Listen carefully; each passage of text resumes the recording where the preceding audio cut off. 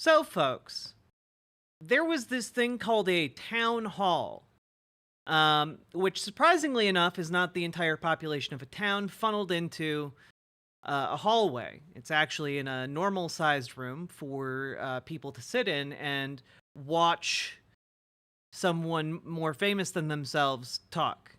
I was very surprised and shocked by learning that it was not, in fact, a literal term. Anyway, Kamala Harris did one of those, and we're gonna take a look. We're gonna watch it. It's from CNN. It is, for whatever reason, inexplicably divided into 7 parts. So we'll be watching it. Buckle in, folks. Here we go. And welcome. We are live from Chester Township, Pennsylvania, Delaware County, one of the critical counties around Philadelphia that will help determine who wins the White House. Welcome to CNN's presidential town hall with the Democratic nominee, Vice President Kamala Harris. I'm Anderson Cooper. Now, in this room, we have assembled a group of 32 Pennsylvania voters who say they are still undecided or persuadable. All of them are registered to vote. Some cast votes for Joe Biden in 2020, others for Donald Trump. Some didn't vote at all, and for some, this is their first election. Many are leaning right now to one candidate or another, but they all say they have yet to make their final choice. Now, we found these... Ah, yes. The fabled undecided voter. People who have just been so checked out of the last 8 years of politics. They have no preconceived notions coming in. Let's go. Voters working with a nonpartisan research firm, as well as business and religious groups, universities, and other civic organizations. These voters are asking their own questions tonight, selected by CNN to cover a variety of topics. You may see them holding a piece of paper when they're asking their question. It has their question on it. That is a question they have come up with. Now, I do know that this has been causing quite a bit of a hullabaloo, but I don't know anything about it. I haven't watched it yet, so I'm going in blind, and I hope she does well. You know, let's see how this shakes out. It's not been edited in any way by CNN. We also invited former President Donald Trump to participate in a town hall or a debate. He declined. Ladies and gentlemen, please welcome Vice President Kamala Harris. Yeah, the Fire Emblem music is on point. Vice President, thank you. Appreciate it. Thanks. We have a mic right here. This is the music you jam to when you're trying to figure out which romantic pairings you want to pursue in your latest Fire Emblem game. Thank you so much. Good evening, everyone. Good evening. Thanks so much for being with us. We're going to get to the audience in just a second. I want to start by asking you, though, for weeks you have been calling Donald Trump unstable, unhinged. You've called him dangerous. You've quoted General Milley recently, who called him a fascist. Today, you quoted General Kelly, who said that Trump repeatedly praised. Are they going to sit down? I joke about needing to make some kind of mention of like the set or the music every time we cover one of these. Why are you putting chairs on the stage for them to stand by? Why? Genuine question. Does it make this set look more homey? Entire wall of screens. It makes it look more welcoming. Recently, who called him a fascist. Today, you quoted General. Hey, Jimmy Smith. Hard to be an undecided voter after watching 8 years of GOP bullshit, but it appears some people managed. Anyway, here's a dono. Well, thank you for the $5 super chat, Jimmy Smith, and I agree with you on that one. Yeah, they're not sitting. They're just immediately launching into questions. I know it's not that important. It's just weird. Kelly, who said that Trump repeatedly praised Hitler. Yeah. But there are tens of millions of Americans right now who have heard all those things, and they don't buy it, or even if they do, they're still going to vote for Donald Trump. He's arguably more popular now than ever. You have 13 days to go. What do you say to those voters to convince them? Because some of them are in this room. Sure, and I thank you all for taking the time to be here. And you could be doing it. Well, to be honest with you, Super Jet Guy, most people who are undecided just don't pay attention to politics.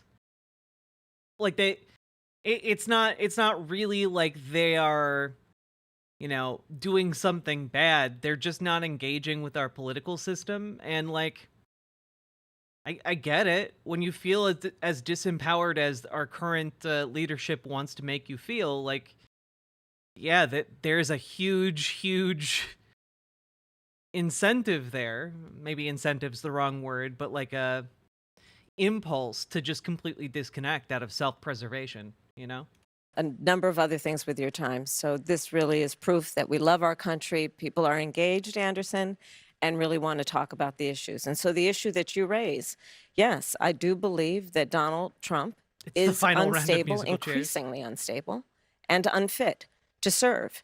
And I don't necessarily think that everyone has heard what you and I have heard repeatedly, which is the people who know Donald Trump best, the people who worked with him in the White House, in the Situation Room. Well, and that's the thing, Lily loves stuff. Like, I think when folks are, more of the mainstream, when they are considered more status quo, in a way, like, they have the privilege of being able to check out. It's part of the privilege that they enjoy, as opposed to like marginalized folks kind of need to keep your finger on the pulse of what's going on politically in order to not die or get arrested. Like, it's unfortunately like just a part of the cards that you're dealt if you're marginalized in any way from the mainstream, is that you have to be more politically engaged.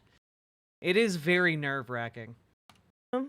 In the Oval Office, Alan all Smith. Republicans, by the way, who served in his administration, his former chief of staff, his Oh, wait, when does Dragon Age Veilguard? When does that come out, Marcy? I thought it was like another year out, but you guys are saying it's almost here. Kiana Shadow Dancer, thank you for the $5 dono. I don't know why it's not showing up on screen. I apologize. They said, sorry I can't do more, but I will do what I can to help. Thanks for everything, Jack. You're amazing. You're amazing. And thank you for the $5 dono. I very much appreciate it. national security Tier advisor, Star, thank you for the tier 1 sub. former secretaries of defense, and Hey, his Lefty. vice president have all called him unfit and dangerous. They have said explicitly he has contempt for the Constitution of the United States. He does. They have said he should never again serve as president of the United States. He We shouldn't. know that is why Mike Pence is not running with him again, why the job was empty. And then today we learned that John Kelly, a 4-star Marine general, who was his longest serving chief of staff, gave an interview recently Welcome, in the Raiders. last 2 weeks of this election, Good to have you aboard. talking about how dangerous Donald Trump is.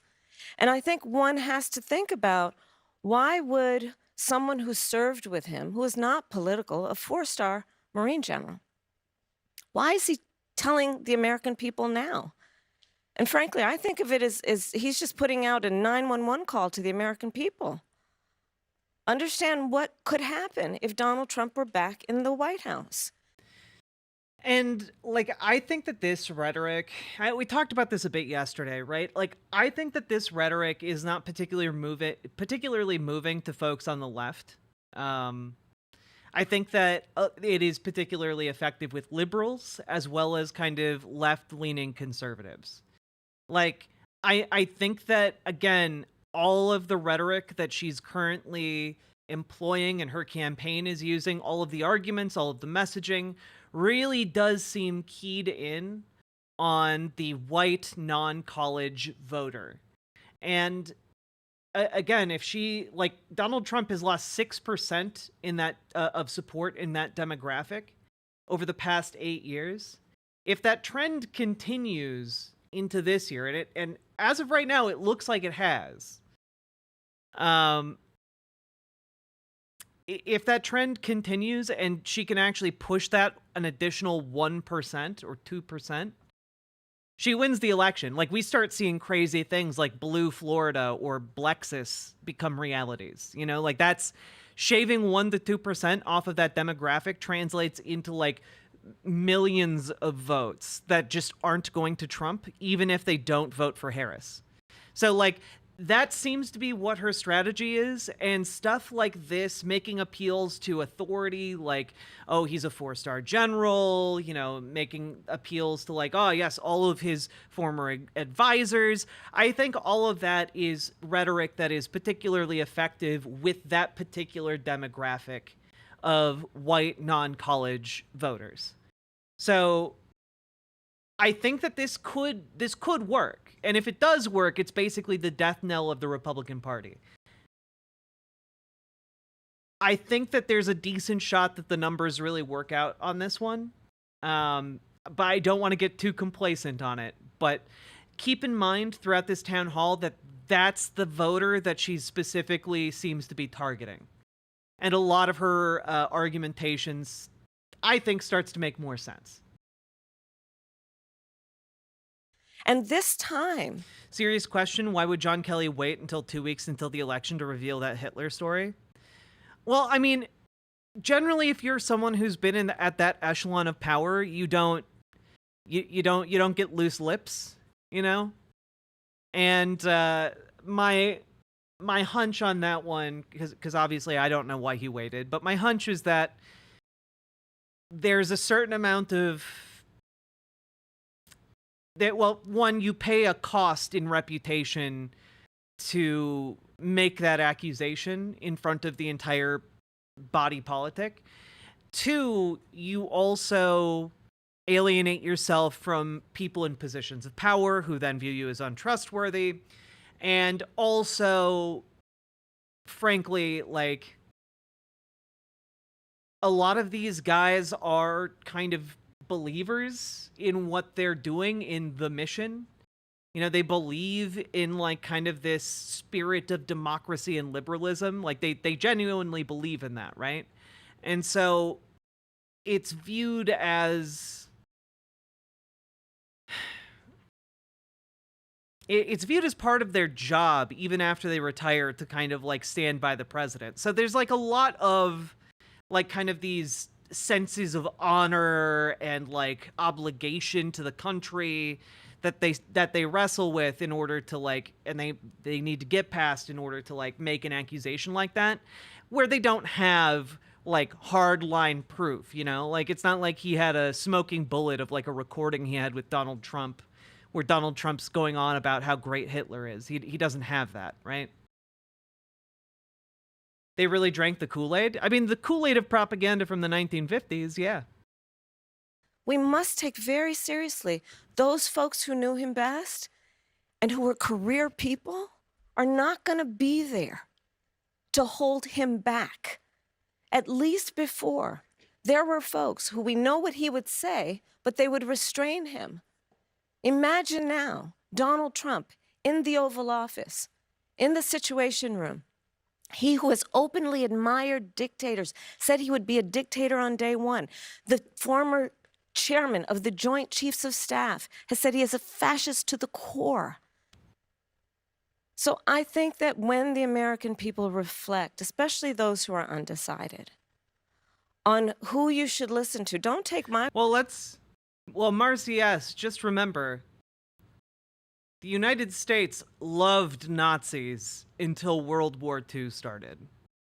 And the Nazi Party in America, wildly popular, had the backing of, like, Henry T. Ford, had the backing of the Dearborn Independent, an explicitly white supremacist publication put out by Henry Ford. You know, like, Charles Lindbergh was a national hero and he was a Nazi. Like, yeah, America had a very large Nazi movement that once World War II broke out, got suppressed pretty heavily. It suddenly became not very kosher to talk to your friends and family about how you were a Nazi when that same friends and family had, you know, had, like, brothers and fathers shot to pieces on the beaches of Normandy, you know, like that. Yeah, it, like, didn't. I wasn't trying to do a thing there, Somniostatic. I'm just talking. So anyway, yeah, a lot of social pressure came down on the Nazi Party in America after the the outbreak of World War II. My word for it. In fact, go online and listen to John Kelly, his voice, talking about what he thinks of Donald Trump 2 weeks before the election. Because I think we all know, to your point, Anderson, it is close, but there are undecided voters who clearly. Many normal Americans didn't like the Nazi Party. Let me just,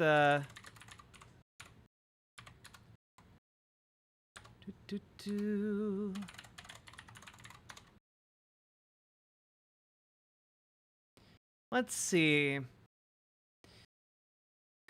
In 1925, the Dearborn Independent, also known as the Ford International Weekly, was the second most widely distributed newspaper in the United States, second only to the New York Daily News. And it directly promoted anti-Semitism and white supremacy.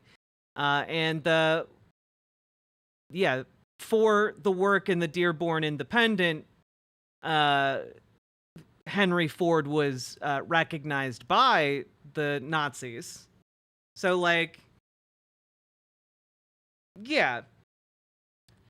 It was more popular than maybe one would like.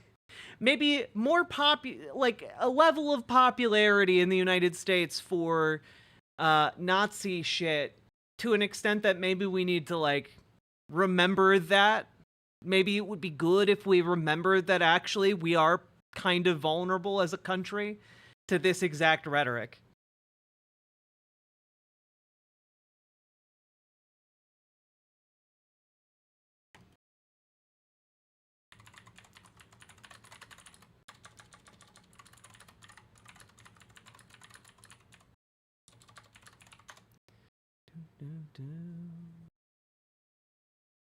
Let's see here.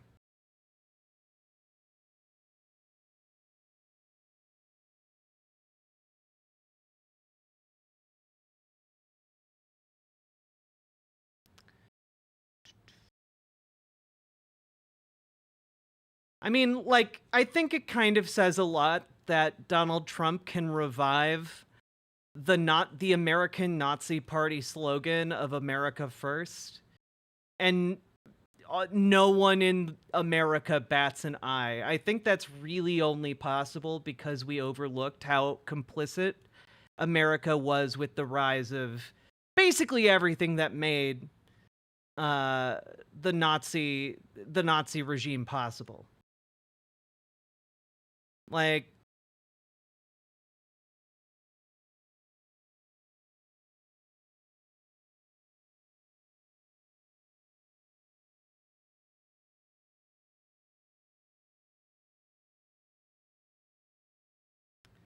let's see here.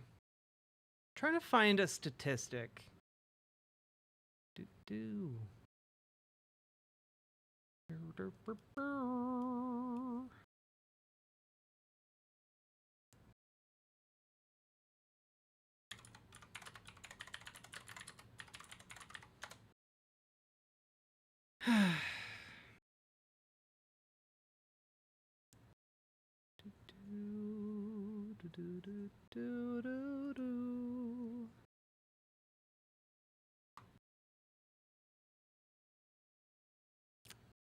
Let's see here.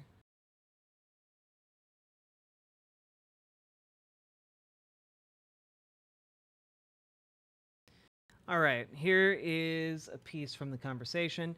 Individual public opinion about Nazi Germany is not available for this period. Gallup's first survey on the topic was conducted in 1938. Instead, we used a database of periodicals from religious organizations that one of us, Wild, had originally compiled for a book on views of contraception in the early 20th century.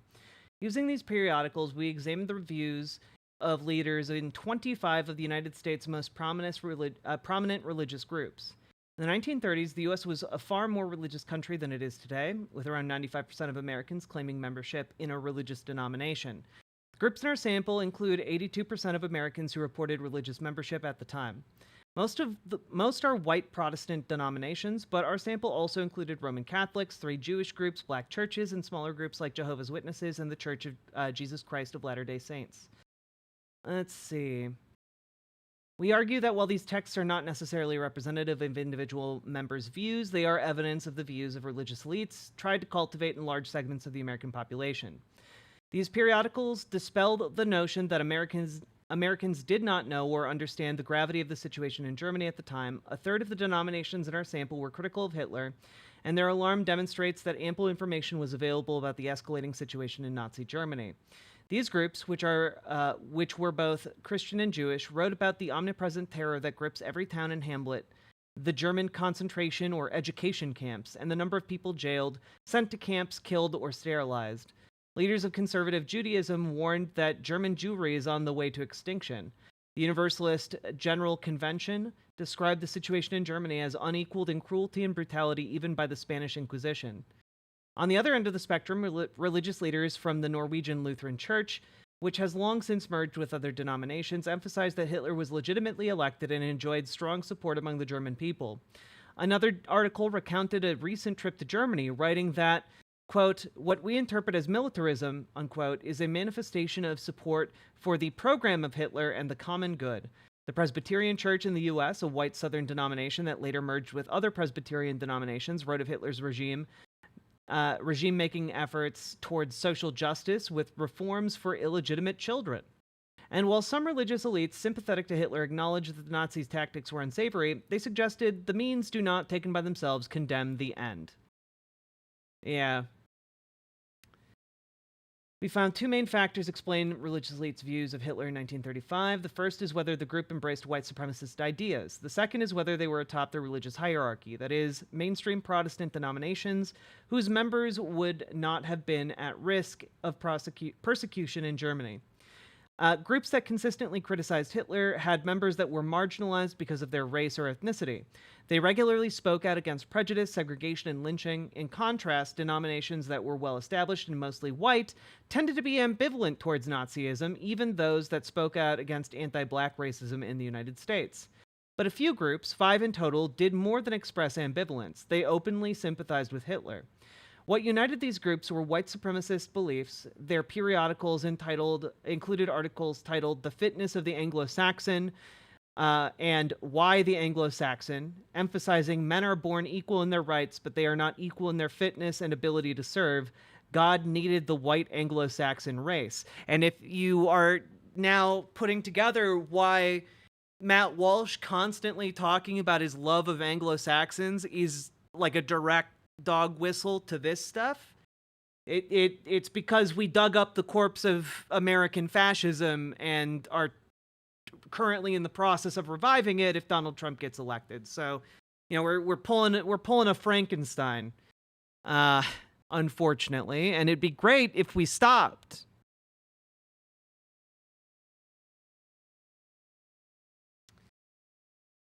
So basically what I'm getting at here is not that everyone in the United States was a Nazi in 1935, but what I am saying is that it's pretty important to understanding the time period of that particular point in time. And it's also really important to understanding our current situation, to understand that America had and continues to have an unreckoned with Nazi problem. And so that's kind of the problem. Like, I just want people to recognize that America's been a bit more than complicit with the rise of eugenics and Nazi shit, for a long time. And we need to reckon with that reality in order to, fix ourselves, in order to look inward and fix our hearts before we die.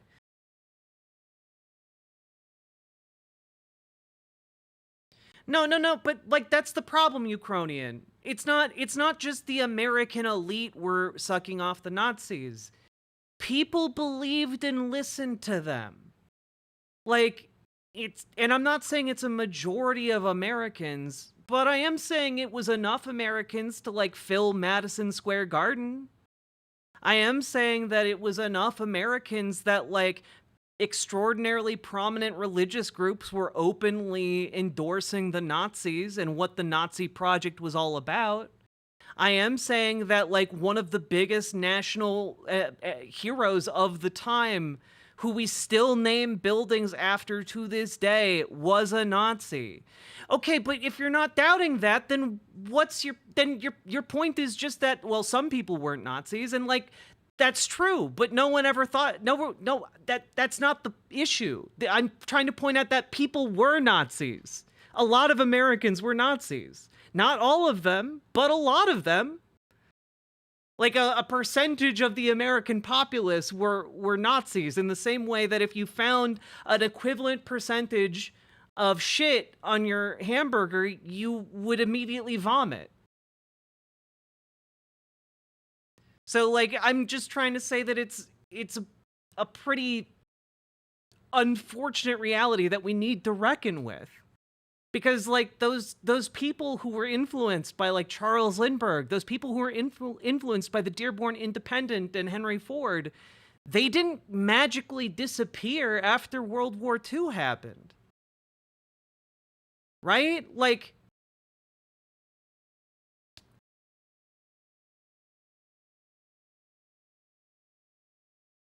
I guess that's just what I'm trying to say here. I'm moving on. By being here, have an open mind, want to talk in a way that is grounded in issues and fact.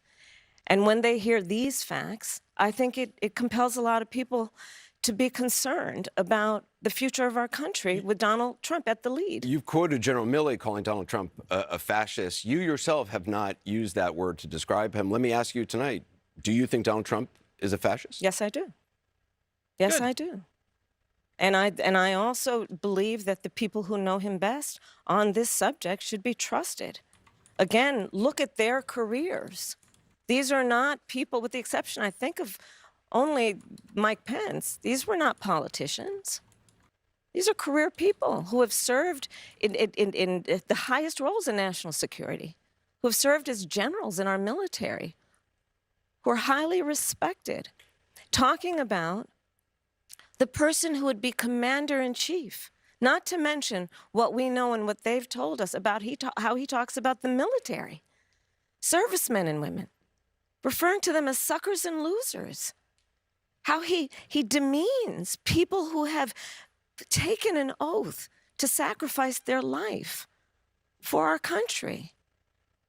And I do believe, Anderson, that part of this is why, even just this week, I traveled this state and others with Liz Cheney, former Congress member who was a very high-ranking Republican. She has endorsed me. Her father, the former Vice President of the United States, Dick Cheney, is voting for me. Over 400 previous members of the administration, from Ronald Reagan to both Presidents Bush to Donald Trump, even, have endorsed my candidacy. And the reason why, among them, is a legitimate fear based on Donald Trump's words and actions that he will not obey an oath to support and defend the Constitution of the United States. He himself has said he would terminate the Constitution of the United States and wants to earn your vote to stand again behind the seal of the President of the United States. Like, I'm not gonna lie, guys. This is an incredibly strong opening. This is a very strong opening that I was not expecting from the reaction I saw on social media. No one standing behind the seal of the President of the United States. Hard to believe Dick Cheney's voting for Harris. Well, again, I think that it's worth pointing out that, like,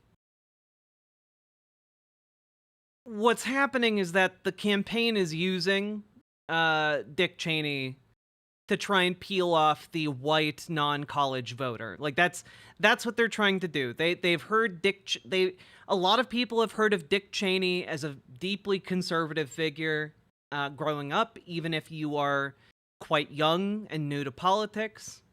And I think that association is very strong. When they hear that Dick Cheney is campaigning for Kamala Harris, they go, oh, wow, well, I guess she won't be that bad, so I don't really have to vote for Donald Trump. And like the goal here is just to get those people to not show up and vote. Like it's literally full stop to coddle them into not voting. And I think it might work, honestly. States of America should be in that position saying they want to terminate the Constitution of the United States. Let's get to some of our voters. I want you to meet a registered Republican. Yeah, Liz Cheney is literally going out in front of audiences and like trying to sweet talk Republicans into being like, no one will ever know that you voted for Kamala. You don't have to tell them. There's no legal reason you have to tell anyone you voted for Kamala Harris. You know, like genuinely, again, I think a lot of the Harris campaign strategy is built around white non-college voters. Let me just pull this up again because it was quite good.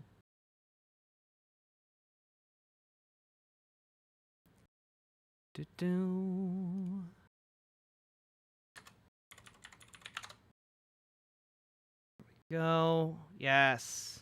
Harry Etten.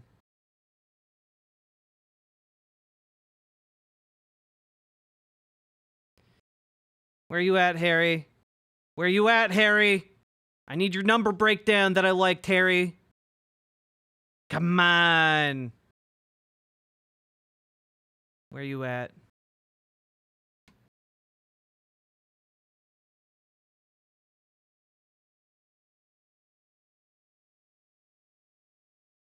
Like, this number breakdown was crazy.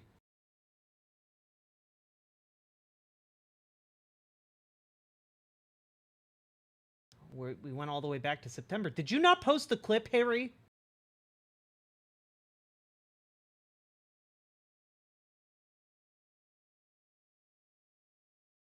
Where you at?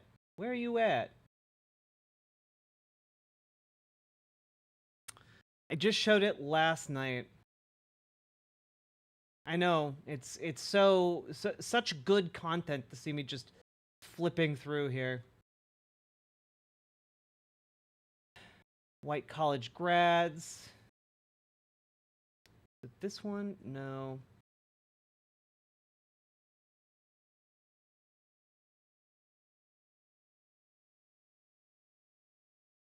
This one?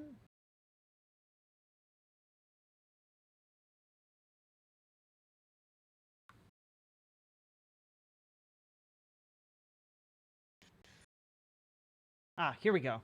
His core voting, because we've seen so many groups this year moving in Donald Trump's direction. So you would think his core group, his base of support would be doing the same.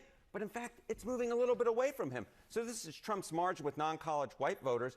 Unlike most voting blocs, this group is not moving towards him. It's actually moving slightly away. So you go back 8 years ago, he won him by 33. You go back 4 years ago, he won him by 31. Now what we look is we see that in the latest average of polls, he's only up by 27. Now, that may not seem like a lot, but given that we're seeing these double-digit gains, say, among black voters or among Hispanic voters in some of the polls, the fact that we're seeing this core group of supporters actually moving away from him, not just off of the 2016 baseline, but the 2020 baseline as well, I think that's a rather interesting development. Shrinkage, as Donald Trump might say, based on what he said. But just wait, I did the math yesterday. 40% of the total turnout in the general election of 2020, 40% were white non-college voters. And if you do the math, losing 3% is equivalent to losing 2 million votes. Getting 2 million fewer votes than what he got last time when he was at a margin where he was, down by like 10,000 votes in some cases. So this is a seismic change that opens the door to wacky developments. So when we're talking about Kamala Harris right now and how like her rhetoric does not appeal to us, it's not designed to appeal to us leftists. It is specifically being designed right now to chip away at this particular development. And so if she can get it to move by another 1 or 2%, that's an additional like 1.5 million votes that just aren't going to Trump anymore. And that suddenly makes the Democrats extremely competitive on like both local and state and national levels, like on every level. And honestly, with the Molotov cocktail that just got dropped into the Montana race about how Tim Sheehy faked a war injury by and in fact his injury was from accidentally shooting himself in Glacier National Park, like he might actually lose now. Like the developments are happening, especially with lower turnout for Donald Trump in this particular case. And it's even better if these votes that would otherwise go to Trump, even if they don't go to Kamala, that's great. But if some of them do switch over to Kamala, then we're getting kind of an amplified effect here. So yeah, it's this election is gonna get really crazy in the lead up to election day. We have 11 days left, folks. But I wanted you all to understand kind of where she's coming from, probably in this town hall. Now by the way, I don't have like a confirmation that her entire political strategy is currently hinging on the white non-college voter. But it does really make a lot of her campaign's maneuverings lately make a lot more sense if that's the case. Who's very concerned about Trump's views on democracy and January 6th. She told us she's looking for a reason to vote for you, but is yet to make her final decision. Her name is Natasha Kwiatkowski. She's a student at Bryn Mawr College. What's your question, Natasha? Awesome. Thank you for being here, and thank you for taking my question. Thank you, Natasha. And as someone who hasn't fully committed to either party, how do you plan to address the concerns of independent voters and anti-Trump Republicans like myself who feel left out of the polarized political landscape? And what specific actions would you take to bridge the political divide and create more unity? That's a wonderful question. I pledge to you to be a president for all Americans. And I think to the point of, in the spirit of your question, that people are frankly exhausted with what has been happening over the last several years, which is this environment that is suggesting that Americans should be pointing fingers at one another, that we are divided as a nation, instead of what I think you and I will speak for us, I think, who believe and know. The vast majority of us have so much more in common than what separates us. And I think that the American people deserve to have a president who is grounded in what is common sense, what is practical, and what is in the best interest of the people, not themselves. I started my career as a prosecutor. And I will tell you, I never in most of my career was outside of Washington, D.C., by the way. Only 4 years when I was in the Senate were in Washington, other than being vice president. I have never in my career as a prosecutor asked a victim or a witness of a crime, are you a Democrat or a Republican? The only thing I have ever asked is, are you okay?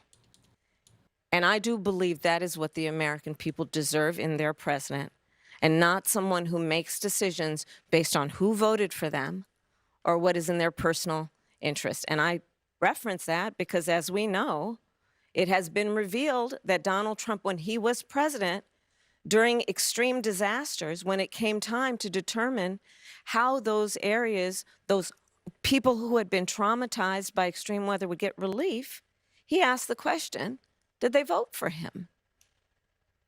I believe the American people deserve better.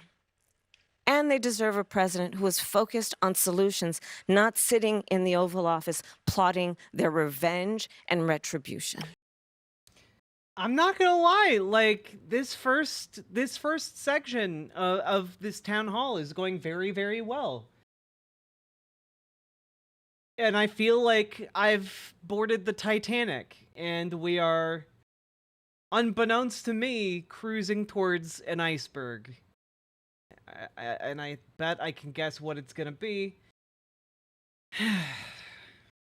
God. Anyway, in between these segments, I've decided I'm gonna play small clips of the Joe Rogan Experience with Donald Trump, because Well, it'll make a nice contrast, I guess.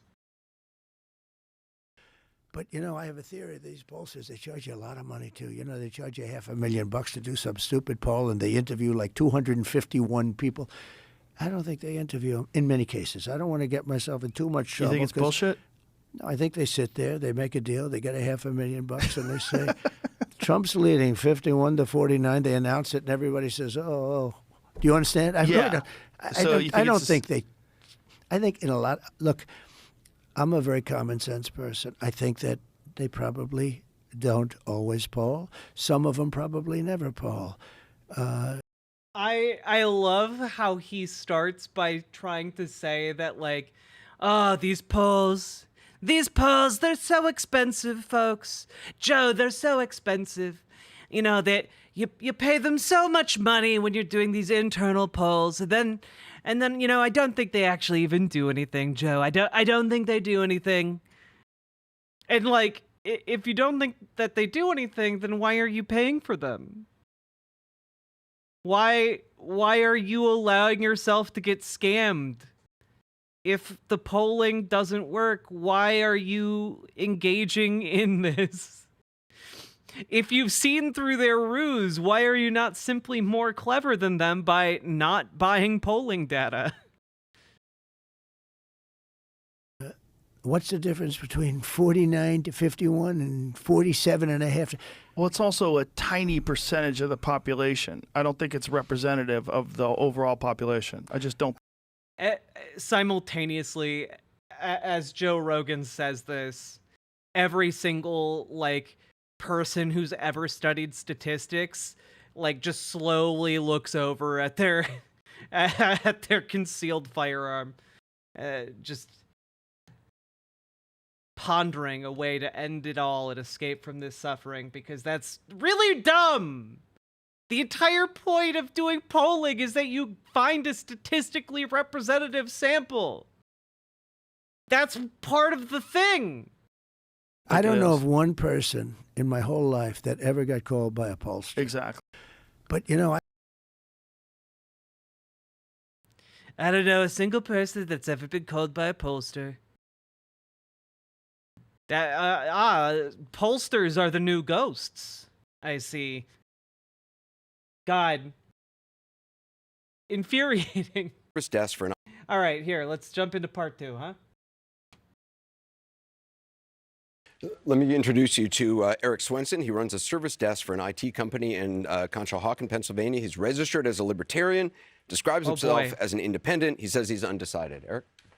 Thank you, Anderson. Thank you both for being here. Thank you, Eric. So my question is concerning groceries. Grocery prices have gone up quite a bit in the last 4 years. Yeah. Okay. And some people blame former President Trump. Some people blame President Biden. Who would you say is correct? And what would you do to bring prices down for Americans? Thank you, Eric. And you're Mountain Eucalyptus, I'm so sorry that I'm only seeing your message now, after we've moved on, but Polstergeists is so fucking good. Polstergeists is so good. absolutely right. You know it. I know it. I think most Americans know it. Price of groceries is still too high. And we need to address it in a number of ways. One of my aspects of doing what we need to do to bring down the cost of living for working people and the middle class in America is to address the issue of grocery prices. Part of my background and how I come to it is probably a new approach grounded in a lot of my experiences as a former attorney general, where I took on price gouging. And part of my plan is to create a new approach that is the first time that we will have a national ban on price gouging, which is companies taking advantage of the desperation and need of the American consumer and jacking up prices without any consequence or accountability. So that is one way. But to your point, Eric, there are a number of issues that we need to address in terms of bringing down the cost of living. It includes what we need is a new approach that I bring to the issue of affordable housing, including, for example, rent.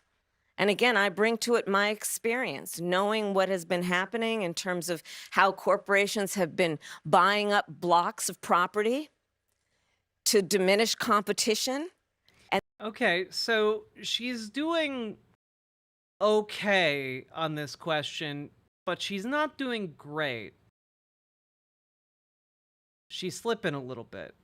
And then rents get jacked up, and addressing that, both in terms of making sure that there is a consequence and accountability for that, but also investing in people's dreams of home ownership, you know, knowing that for too long, frankly, both administrations in both parties, Democrats and Republicans, haven't done enough to deal with the issue of housing. I mean, she's right on this one. Better theory, better praxis, Riverboat Jack. If leftism is suffering, I'm definitely far left for these last couple months. Sake Tanuki, thank you for the 5 gifted Tier 1 subs. I really appreciate it. Thank you for supporting the stream. And yeah, we're all anarcho-communists until the election, okay? And we need a new approach that includes working with the private sector. I say that as a devout public servant, working with the private sector to cut through the red tape. Yeah, I'm not gonna lie, don't love that. For some reason, a lot of like neo-libs or even some liberals like tend to think that like working with the private sector seems to like message a pragmatism that is attractive, and maybe that's true. Maybe like to like white non-college voters or libertarians, like public-private partnerships sound good. And so they just kind of are like, ah, yes, we like that. But it's just giving government money to a private company that has a profit motive. Like, yeah, that doesn't seem like a good combo to me. Working with home builders, working with developers to create tax incentives so that we can create more housing supply and bring down the price. Let me just ask you about price gouging. I looked at your plan.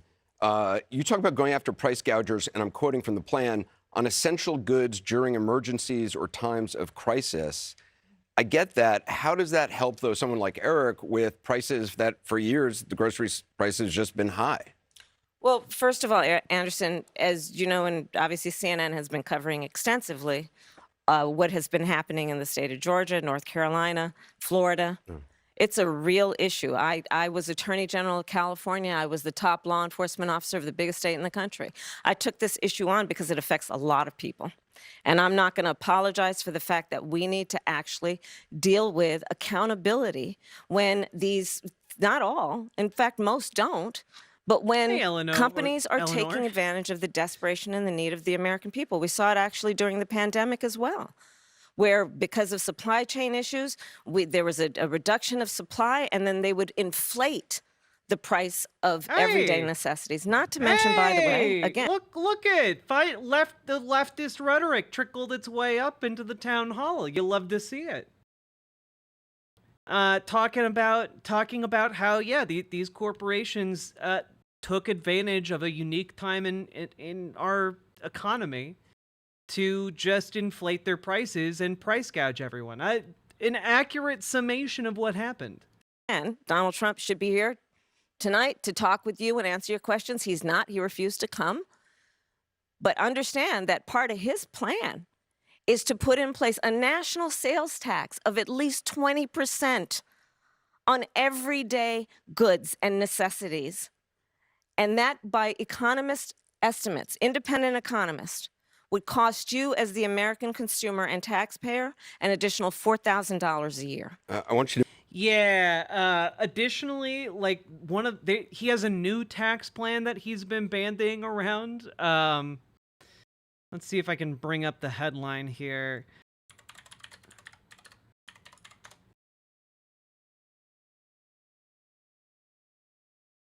Yeah. He's now trying to say that he's under his administration, there will be no taxes. No taxes whatsoever. It will just be tariffs. It's actually pretty astounding here. Former President Donald Trump has again suggested his wildest tax reform plan, fully removing federal income taxes and saying that the lost revenue can be replaced by funds received from tariffs, which is, again, absolutely insane. absolutely insane. Like, that would destroy all of the American economy overnight. Like, we're talking like the entire American system devolves into Mad Max like within 3 days.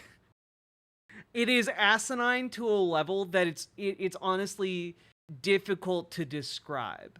Like, guys, tariffs aren't paid by other countries. The tariffs get paid by the people importing. The people importing have to pay that. So it's just siphoning all of the money from everyone that's importing stuff. It's an untenable idea.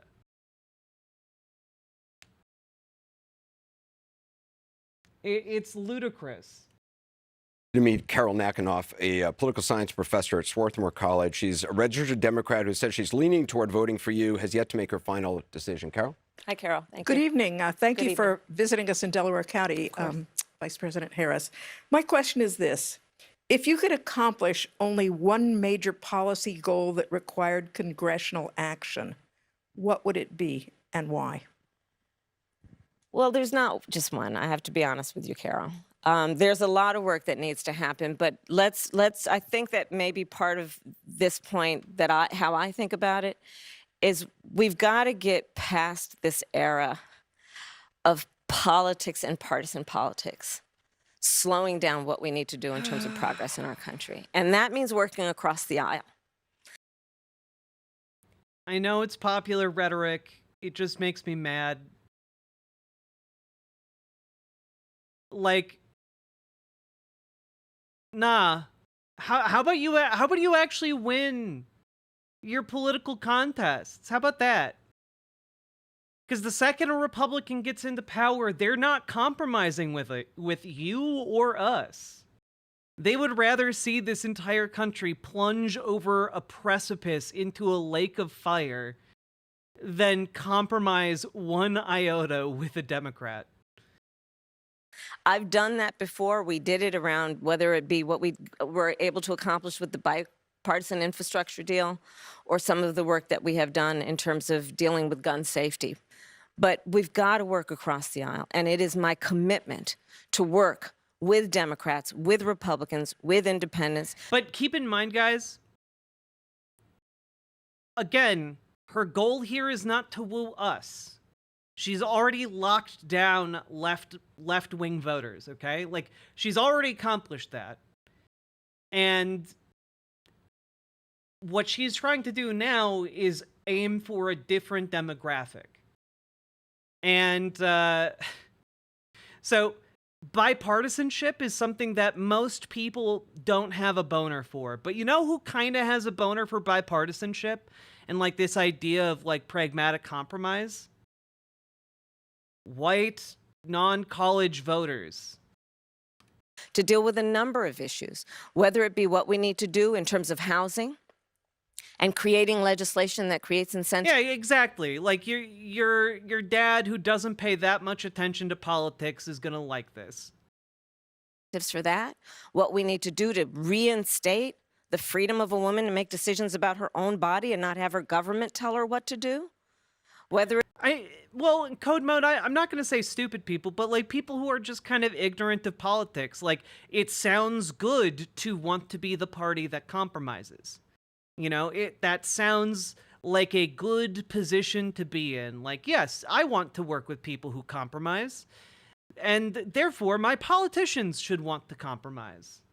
It be what we need to do to actually invest in a substantial way. The mistake that Obama made was not necessarily in campaigning on compromise, but instead governing on compromise.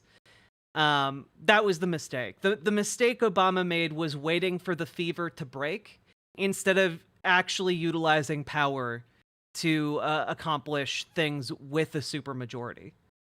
Like, that was the mistake Obama made, not necessarily a mistake on the campaign trail, though. in the industries of the future, in American-based manufacturing, in American-based industries where American workers and union workers have those jobs in a way that is good-paying jobs that gives people the dignity they deserve. Do you think her administration will put any effort into hindering fascism other than by delaying it by winning? Because I don't see it happening. Well, I mean, I don't think her administration will put a ton of effort into that, no. Because, frankly, the people who are tasked with the thankless task of preventing the rise of fascism is and always was us. Our efforts are what forestalls fascism. Our efforts are what prevents fascism from taking hold. And that is an uncomfortable truth that we kind of have to sit with. Like, it's not, no silver bullet is going to be elected in this election cycle that's going to permanently put down fascism. You know, like, that's just not on the menu, and it never was. So the only thing that forestalls it, the only thing that allows us to continue this grand democratic experiment and iterating on it for the better, hopefully, fingers crossed, is our organizing efforts, building up a left-leaning movement that can actually have teeth and actually get things done in our political system, getting ranked choice voting. Like, stuff like this would absolutely help us to move towards a better future, and it is only by moving towards that better future that we can truly slay fascism. Deserve. All of those areas I plan on working across the aisle and with Congress, including the issue of immigration, which we've got to fix. Let me ask you, you've talked about codifying Roe v. Wade. That would obviously require 60 votes in the Senate, a majority of the House. Hey, Jimmy Smith, thank you for the $5 dono. The GOP has made it fairly clear that they aren't interested in compromise. At this point, we should be focused on getting our desired outcomes. Well, and that's the thing, Jimmy Smith. We should always be focused on getting our desired outcomes, right? But you can only be focused on that in a way that actually, like, brings you to, well, it's not, I think you should focus on that in realistic terms by, like, actually understanding our political system and how, through that understanding, figure out how to get from point A to point B, you know? But keep in mind, what she's doing here is not actually compromise, it's just virtue signaling compromise. And there's a difference between those two things. And the virtue signal is pretty popular. So, you know, like, at the end of the day, what does it mean to, like, say you want the compromise if you're just going to, like, aim for a supermajority and then peel off any kind of stragglers as you can? You know, like, it's not really compromise if you want to play cutthroats politics. House, that's a big leap. We don't have that yet. If that's not possible to codify it in the House, what do you do? I think we need to take a look at the filibuster, to be honest. Do I only see a regional chat feed? Well, Twitch is on, well, I have Twitch, YouTube, and riverboat.gg all open. So if you want to be in the on-screen chat, you can go to riverboat.gg. With you, but I'm sorry, what? We don't have that yet. If that's not possible to codify it in the House, what do you do? I think we need to take a look at the filibuster, to be honest with you. But not gonna lie, that came as a surprise. Okay, so she's putting the filibuster on the axe. And honestly, this is long overdue, but I'm surprised to hear her actually say it. The reality of it is this. Let's talk about how we got here. When Donald Trump was president, he hand-selected 3 members of the United States Supreme Court with the intention that they would undo the protections of Roe v. Wade. And they did as he intended. And now in 20 states, we have Trump abortion bans that include... Yeah, like she's been a proponent of getting rid of the filibuster. I'm just surprised to see it at this stage in her campaign. I'm surprised to hear her bring it up in, like, one of the last prominent media appearances before, you know, the election, which to me makes it a much more likely thing that she'll gun for if she wins, and that would be great. Punishing healthcare providers, doctors and nurses in Texas. Do you know they provide for prison for life? for a healthcare provider for doing the job that they believe is in the best interest of their patient? As much as the ratcheting to the right feels like we're in a Saw movie trap, sometimes we have to take the L for one cycle so we can have another shot. True, and Sake Tanuki, thank you for the 5 gifted donos, but I gotta be honest, this feels not like an L cycle, you know, like, it feels like an L cycle in the sense that, like, awful things are happening around the world, but by any metric you measure up Kamala Harris to not Donald Trump, well, Donald Trump or Joe Biden, she's better than both of them by quite a bit on most issues. And so, like, I think that if she wins, we improve our leftist standing. Will it get us everything we want? Hell no. But does it get us into a better position for next one? Absolutely. Laws, Trump abortion bans, some that make no exception even for rape or incest. One of the areas I specialized in as a prosecutor was crimes against women and children. One thing I would love to see from a presidential candidate, but like especially Kamala Harris, is for her to point out that the exceptions are not real.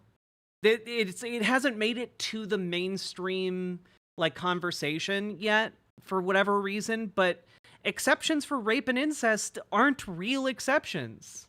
Even exceptions for life of the mother aren't real exceptions because doctors are still too scared to actually operate, putting their entire practice or their livelihood on the line. Like, I want more. Give me some more pugilism. Give me some more punches. Let's go. The idea you would tell a survivor of a violation to their body that they have no right to make a decision about what happens to their body next? This is what's happening in our country. You all may have heard the stories. Women have died. Women have died because of these laws. And the suffering, I have to say, Anderson, traveling, for example, I was with Liz Cheney this week. She is unapologetically pro-life and will also tell you that she doesn't agree with what's been happening. I find that many people I've met who are pro-life have said to me, you know, I didn't intend that this would happen. I didn't intend that women who are suffering a miscarriage would develop sepsis, as has happened many times. I didn't intend that women would die. I didn't intend that there would now be restrictions on access to in vitro fertilization. I didn't intend that there would be an effort to limit access to contraception. So, you know, this is probably one of the most fundamental freedoms that we as Americans could imagine, which is the freedom to literally make decisions about your own body. Okay, so this entire section, she's been knocking it out of the park quite a bit. Like, this was great. Like, this clearly, like, enunciated different things that can go wrong with a pregnancy to people who might not know anything about it, to, like, low information voters. I think that it effectively conveyed how serious it is, but also in a way that's approachable for someone with very little knowledge about the topic. So, like, I think that this is gonna hit home at the lowest common denominator of, like, the median voter. Like, I think this is, like, pitch perfect messaging here, actually. So I'm really worried because she's doing well so far. And the scuttlebutt about this town hall that I was seeing on social media is that and some people in the chat, even at the beginning, said that it made them want to die. So I'm scared. I feel a chill in the air. My doom is nigh, isn't it? All right. And on some issues, I think we've got to agree that partisanship should be put aside. And I'll close with this point. I know it is possible because when you look... Okay, good question in Twitch chat here. I made this to watch. Do you think she's serious about this, or do you think she's making this up, and do you think they are sincere? So I'm making myself big so I can really emphasize this. It doesn't matter if politicians are sincere or not. because politics is about power, and it's about wielding power. Most politicians don't sincerely believe anything. Sincerity is not something you should assume from any political figure, even the ones you like. What is the thing that actually matters is that she is taking the stage at this late a juncture in her campaign, advocating for these things. And generally speaking, presidents tend to fulfill like 60-ish%, 70% of their campaign promises, which indicates that she will probably go through with at least a The pretty chill in the air is significant just the portion of dono these. ghost dropping this off. Jimmy Smith, thank you for the $5 super chat. Thank you for feeding the Dono Ghost. I really appreciate it. Keeps me safe for another hour. But yeah, no. So do I think she's serious? I mean, I think that Kamala Harris, like, if you searched her heart, would probably be... I would probably consider her fairly serious about abortion. Like, she probably very much believes in abortion rights on principle. But at the end of the day, do I think Kamala Harris is ideologically committed to, like, any kind of position? Not particularly.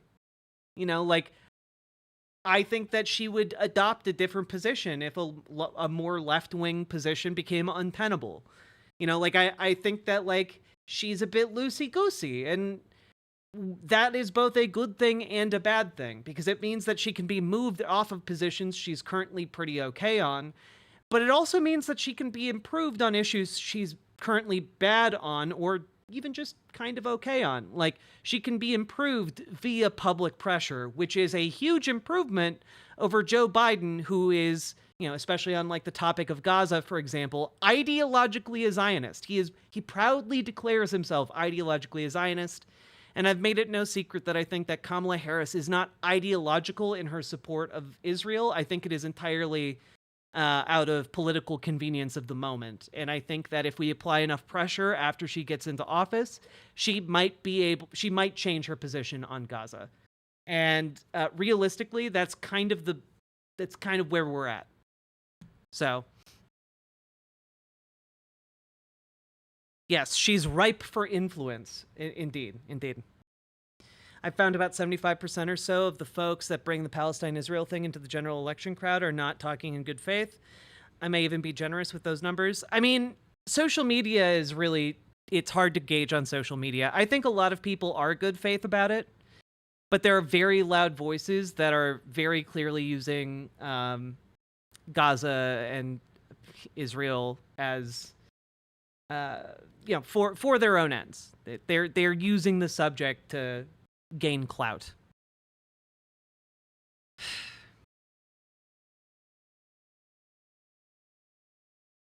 All right, back to this. Look at the midterms. What do you think of Hassan? I think Hassan's wrong about a lot of things, but I think I think his heart's in the right place. And I think that as like a introduction to leftism, I think he's pretty all right. In so-called red states and so-called Also, he's very handsome. blue states, when this issue of freedom was on the ballot, the American people voted for freedom. All right. Moving right along. Oh, I did commit to showing you a Joe Rogan clip after every portion of this. All right. Here's just an absolutely unhinged one from the Joe Rogan show tonight. Show like this. Can you imagine Kamala doing this show? I could imagine her doing the show. She's already been invited on the show, man. She'd be laying on the floor. She was supposed to do it, and she might still do it, and I hope she does. She's not going to do it. I will talk to her like a human being. I would try to have a conversation with her. If she did this kind of an interview with you, I hope she does, because it would be a mess. She'd be laying on the floor comatose. You'd be saying, call in the medics. I think we'd have a fun. Why? like, why do you think that? You know? Why do you think that she would be comatose on the carpet? What What are you doing there? Did you get high with Joe? Did you drink the mushroom tea he offered you, Trump? Like, what would make her comatose? Is he gonna slip something into like what's going on here? You know? Like, that's a weird thing to say. Fine conversation. I think I'd be able to talk to her. Yeah, even Joe Rogan's just sitting there like, no, I think I could talk to her like she's a human woman, like she's an adult human woman. I wouldn't try to interview her. I just try to have a conversation with her and hopefully get to know her as a human being. That was my goal, having her on, trying to get her to express herself just as a. I don't think these formats are good. I don't think that two people. First of all, I hate the idea of the presidential debate. Wait, what? I don't think these formats are good for. What, Joe? Like, what? What are you finding difficult about this? Yeah, I hate my own show. What have I become? Is he having an existential crisis in the middle of interviewing Donald Trump? It's because I hate the idea of a time limitation on complex ideas. Also, yeah. Oh, yeah, you hate the idea of a time limitation on complex ideas. That's why you did a 3-hour-long talk with Donald Trump. Because we all know he just has such complicated ideas, right, Joe? He just couldn't get it out in 2 hours, or even 1 hour, or even 30 minutes. He needed all 3 of those hours to get his high-level ideas. We really are seeing the Dave Rubinification of the entire right. And it's a really stupid thing to watch happen. Have to break. I think you have to have the debates still. Right, but the way they do the debates, I think, is the wrong way to do it. I think they should have a conversation. I think you and Kamala, you sit across the table with no one in the room but the two of you. Of course. And then you pull out knives and try and kill each other. And that's our new election process. We'll call it the Gronk Games. Whoever wins gets to keep their bloodied knife and display it in the White House, and they're president until the next Gronk Games, when someone has the right to challenge them. We'll arrange it like a shonen tournament anime. Like, have you ever seen Trump? Have you ever seen that one show? What's it called? The one with Nen, Hunter x Hunter. Yeah, we'll organize it like that tournament. These are the high-level ideas that Joe Rogan fantasizes about. All right, here we go. Considering you have been in the position of vice president for the past 4 years under the Biden administration, how can we expect you to deviate from the direction of that administration compared to your own? How can we differentiate your policy and your beliefs from that of Biden's? This is an excellent question that honestly we should be seeing more of. Like this is a question that should have been asked of her like 2 months ago. You know, like the media has been playing with such kid gloves when it comes to her. Like, ask her actual questions. That's a great question, and thank you. Well, first of all, my administration will not be a continuation of the Biden administration. I bring to this role my own ideas and my own experience. Like what? I represent a new generation of leadership on a number of issues. Like what? And believe that we have to actually take new approaches. Like For what? example, what we talked about in terms of housing. Okay, so she just said a bunch of like wishy-washy garbage and then said like housing, like what I talked about earlier. Like, no, just answer the question. Like, what are you going to differentiate from Biden on? This is actually important, especially for younger people. My experience that leads to that priority includes what I did to take on the big banks around the foreclosure crisis when I brought billions of dollars to homeowners that were the subject of predatory lending. I know what homeownership means to the American people, not to mention what it meant to my mother, who worked very hard and saved up so that by the time I was a teenager, she was able to buy our first home. Kid gloves with her? Yeah, kid gloves with her. Like, how is it that it's not until a town hall less than 2 weeks away from the election that we've heard someone directly ask her, how is she going to be different than Donald Trump? Or not Donald Trump, Joe Biden. Like, that's a very basic question. I'm not even asking for her to be grilled. I just want, like, basic questions to be answered and part of, like, the campaign, like, you know, communications.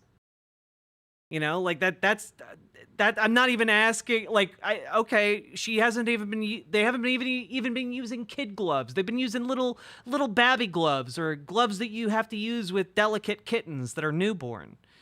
And, like, if you want to say, well, what about Donald Trump? Yeah, I have an entire show where I talk about how dumb he is. What do you want? What do you want? Yeah, obviously they're not hard enough on Donald Trump. But you know what? At this point, he can literally go on stage and, like, awkwardly shuffle to a 40-minute long playlist of his songs, and his supporters don't give a shit. His numbers don't move. Like, he's at the floor of his support. He literally cannot lose more of the support he has, because the people who support him are, like, indoctrinated into a cult. Alt fact, are you gonna be like this today? Are you gonna be salty about this today? Like, God forbid I criticize Kamala Harris for not being asked basic-ass questions about her campaign? I'm just high? Well, here's a suggestion. Don't be belligerent and high. If you're gonna be belligerent, be sober about it. Goodness. Put you in timeout for 30 minutes.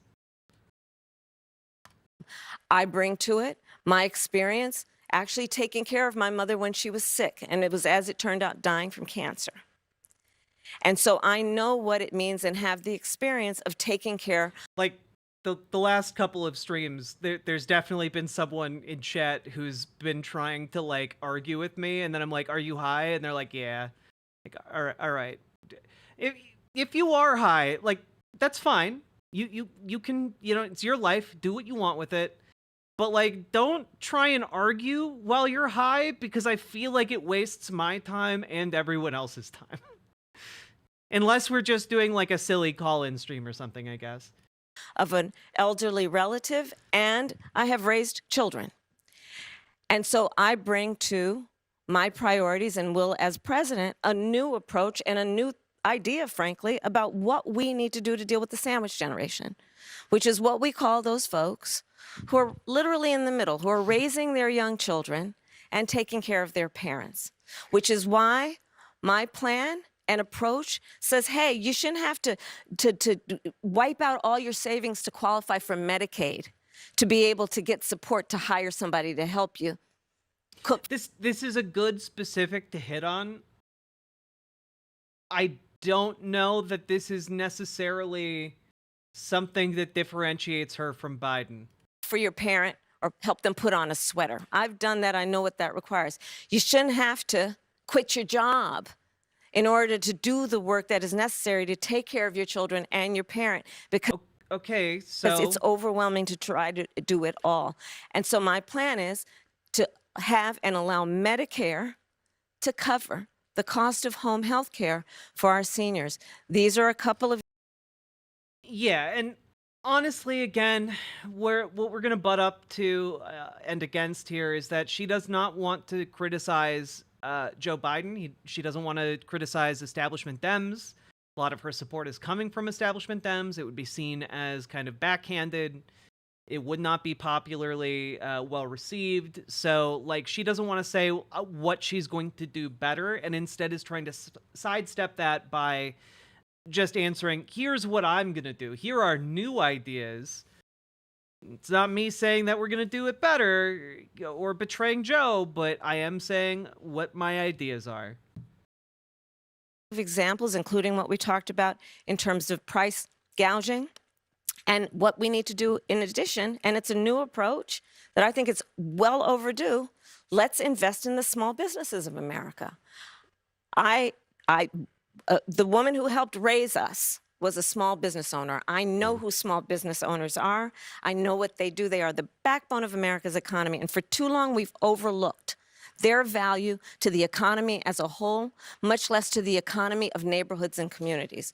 So that's why my plan, and it's a new approach, is about tax cuts for our small businesses so that they can invest in themselves and grow, and in the process, invest in communities, invest in neighborhoods, and strengthen our economy overall. So those are some examples. It's about a new approach, a new generation of leadership based on new ideas and, frankly, different experiences. I bring a whole set of different experiences to this job and the way I think about it than Joe Biden. Some voters, though, might ask, you've been in the White House for 4 years. You were vice president, not the president. But why wasn't any of that done the last 4 years? Well, there was a lot that was done, but there's more to do, Anderson. And I'm pointing out things that need to be done, that haven't been done, but need to be done. And I'm not going to shy away from saying, hey, these are still problems that we need to fix. I want you to meet Jackson Weiss. He's a student at Drexel University from Flourtown, Pennsylvania, registered Republican, says he's leaning toward voting for you, but has yet to make up a final decision. Jackson. Thank you, Anderson. Hey, Jackson. Thank you for taking the time to be here, too, Vice President Harris. Thank you. Regarding the rapid increase in the migrant population, how will you ensure that every immigrant is integrated into American society safely? What benefits and subsidies will you provide them with, and how long will these benefits and subsidies last for an individual? Most importantly, will the American citizens' taxes pay for these benefits and subsidies? And if so, how much money will be allocated? Honestly, fair question. You know, like, this is a question that I think can come from a place of, like, genuinely not knowing the answers to these questions. And I have a feeling she might not answer this well. Well, no, she's not going to answer this well, so brace for I don't need impact. sincerity. I need sincerity from this wine mom. Saki Tanuki, thank you for the 5 gifted Tier 1 subs. I very much appreciate it. And you're getting some good homies in there, too. I see 4 frogs and a beanie. And Sweet Blasphemy, and Zennies. Nice. You got a bunch of folks. I think you guys are mocking him for his shirt. I think he looks good. He looks like a good, upstanding boy. All right.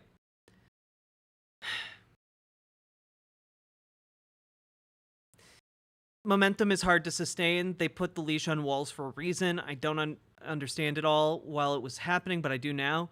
They also limited Harris's trash talk towards Trump. Yeah, exactly. They're aiming for white non-college voters. Like, that is the play that they're going with here, and I think they're going to win with it. Oh God, it is Jackson with an X. Oh man, we truly do live in a post-2000s world. All right. Now, I do think this is a good question. And really, the best answer you could possibly give to his question is essentially just saying, hey, immigrants bring a lot of value to America. They bring a rich cultural history and, like, traditions that they can then share with us. You know, immigration is what makes America great. And also, when we give them just a little bit of help to get up on their own feet, they contribute exponentially to the American economy. Like, whatever we spend getting and acclimating immigrants into America, we, like, reap the benefits of that for decades to come. Like, keep in mind, guys, one of the biggest investments we make on an economic level is raising children from age 0 all the way up to age 18 and giving them education almost every single year of that, you know, starting at age like 5. And so that is that's a solid 15 years of investment to create a fully functional adult that is capable of interfacing with our economic system, right? With an immigrant, you don't have to spend 15 years, you know, or 13 years educating. You know, you don't have to spend that amount of time, effort, money, etc. It takes far fewer resources to get them up to speed with our system. And so, like, it's a huge economic benefit to suddenly have all this labor. Like, there's basically no way you can cut immigration where it's a net negative for America. Like, on an economic level alone, let alone, like, the richness of culture that is brought to bear in our country, the richness of, like, sharing different traditions and values and, like, ideas with one another. All of these things make us better. Immigration is, in fact, based, and I don't think that's the answer we're about to get from Kamala Harris. You know? God. Also, First True Virgin, thank you for the 100 biddies. Donald Trump has refused to come. He's edging the American people. Very sad, very bad. I'm proposing my run as the gooning president. Gotcha. Oh, God, I saw a clip of Emma Vigeland not knowing what gooning meant the other day. That was really adorable. Salmon Moose, thank you for the 100 biddies. I appreciate that as well. Let's continue on. She thought it was when you turn a backpack inside out. Well, thank you, Jackson. Let's start with this. America's immigration system is broken and it needs to be fixed. And it's been broken for a long time. And part of what we need to do is always prioritize what we need to do to strengthen our border. I will tell you, I'm the only person in this race among the two choices that voters have. I've personally prosecuted transnational criminal organizations in the trafficking of guns, drugs, and human beings. I have spent a significant part of my career making sure that our border is secure and that we do not allow criminals in and we don't allow that kind of trafficking.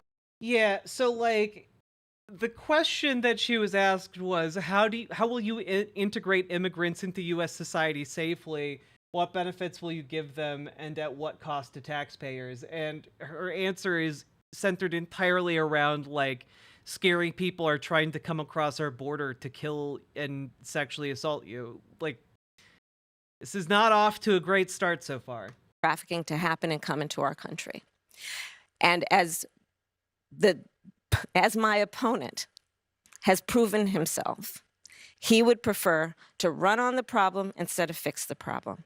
You may know there were some of the most conservative members of the United States Congress working with others that came up with a border security bill that would have put 1,500 more border agents at the border. Those border agents are overwhelmed. They need the support. They need the backup. It would have allowed us to have more resources to stem the flow of fentanyl. I don't need to tell this state and people around the country what is happening in terms of the scourge of fentanyl and how it is literally killing Americans. It would have put resources into stemming the flow. I mean, if you want to be really charitable here, you can say, like, she interpreted the question, how will you integrate immigrants into U.S. society safely, with as how do you keep U.S. society safe from immigrants, which I don't think was the intent of the question. Flow. It would have given more resources to prosecute, to investigate and prosecute transnational criminal organizations. It would have done a lot of good. Donald Trump got wind of the bill and told them, don't put it forward. He killed the bill because he'd prefer to run on a problem instead of fixing a problem. We have to have a secure border, and we have to have a comprehensive pathway for citizenship. And that includes requiring people, hardworking people, to earn.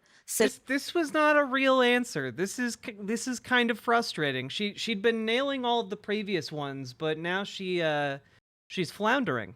Citizenship, and do it in a comprehensive, humane, and orderly manner. Let me ask you about that. I mean, you talk about the bill that Donald Trump... Is it bad that I'm legitimately tired of this election? Very knifey duck. Part of the reason I've been like 2 or 3 hours late for like the last couple of streams has literally been because the prospect of getting in front of a camera and talking about this election just like puts me into like paralysis. Like it's been so hard to get up and talk about what's going on because there's just so much bullshit.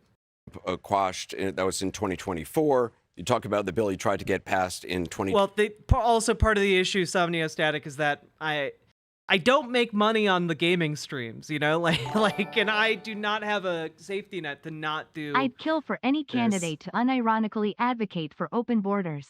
Barnes & Noble is a pale imitation of Borders. True, Barnes & Noble is a pale imitation of Borders books.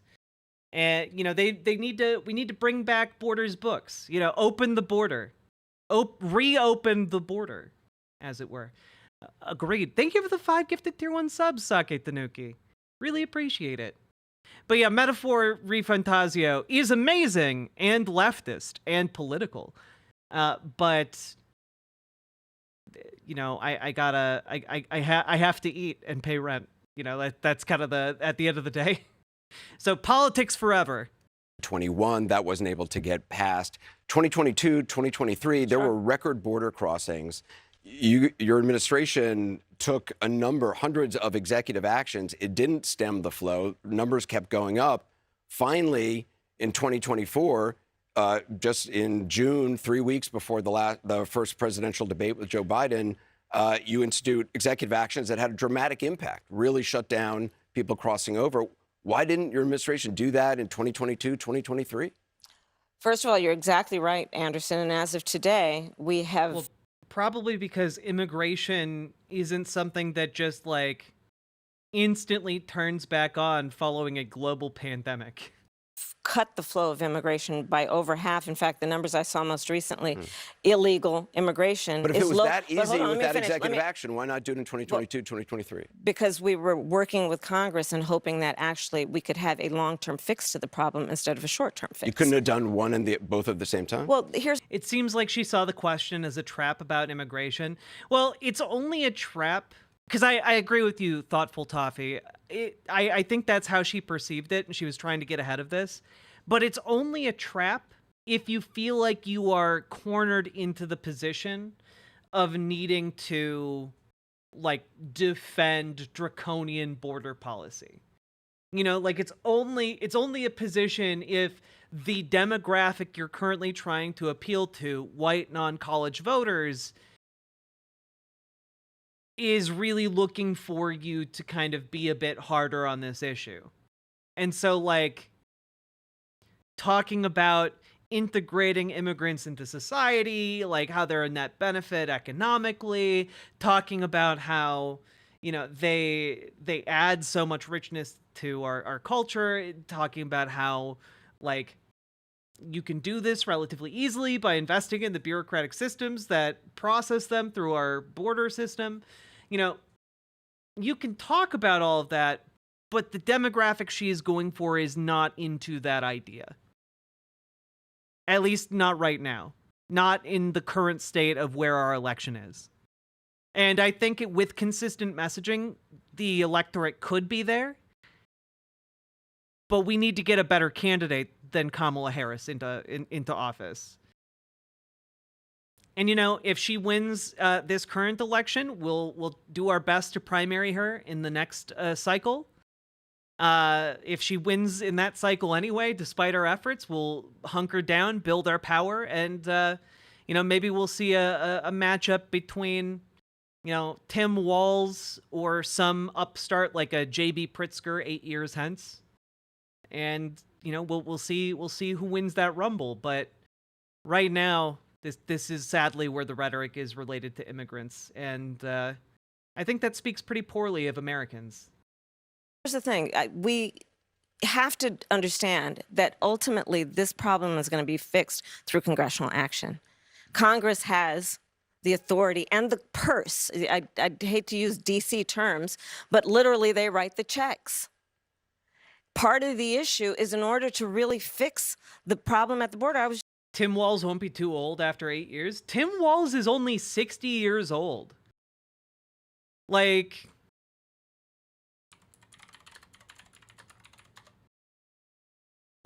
for comparison, Donald Trump right now is 10 years older than Tim Walz would be in 8 years. Like, he's not going to be too old in 8 years. Not even 69? Hey, you know, maybe we can get him in for his 69th birthday, huh? Just at the border recently, talking with border agents. You know what they talk about? Yes, they are overwhelmed. They're working around the clock. And the other thing that they talked to me about We need more judges down there to deal with asylum claims. We need more personnel down there to deal with processing. But Anderson, and that's where Congress kicks in terms of dedicating the resources to actually fixing the problem.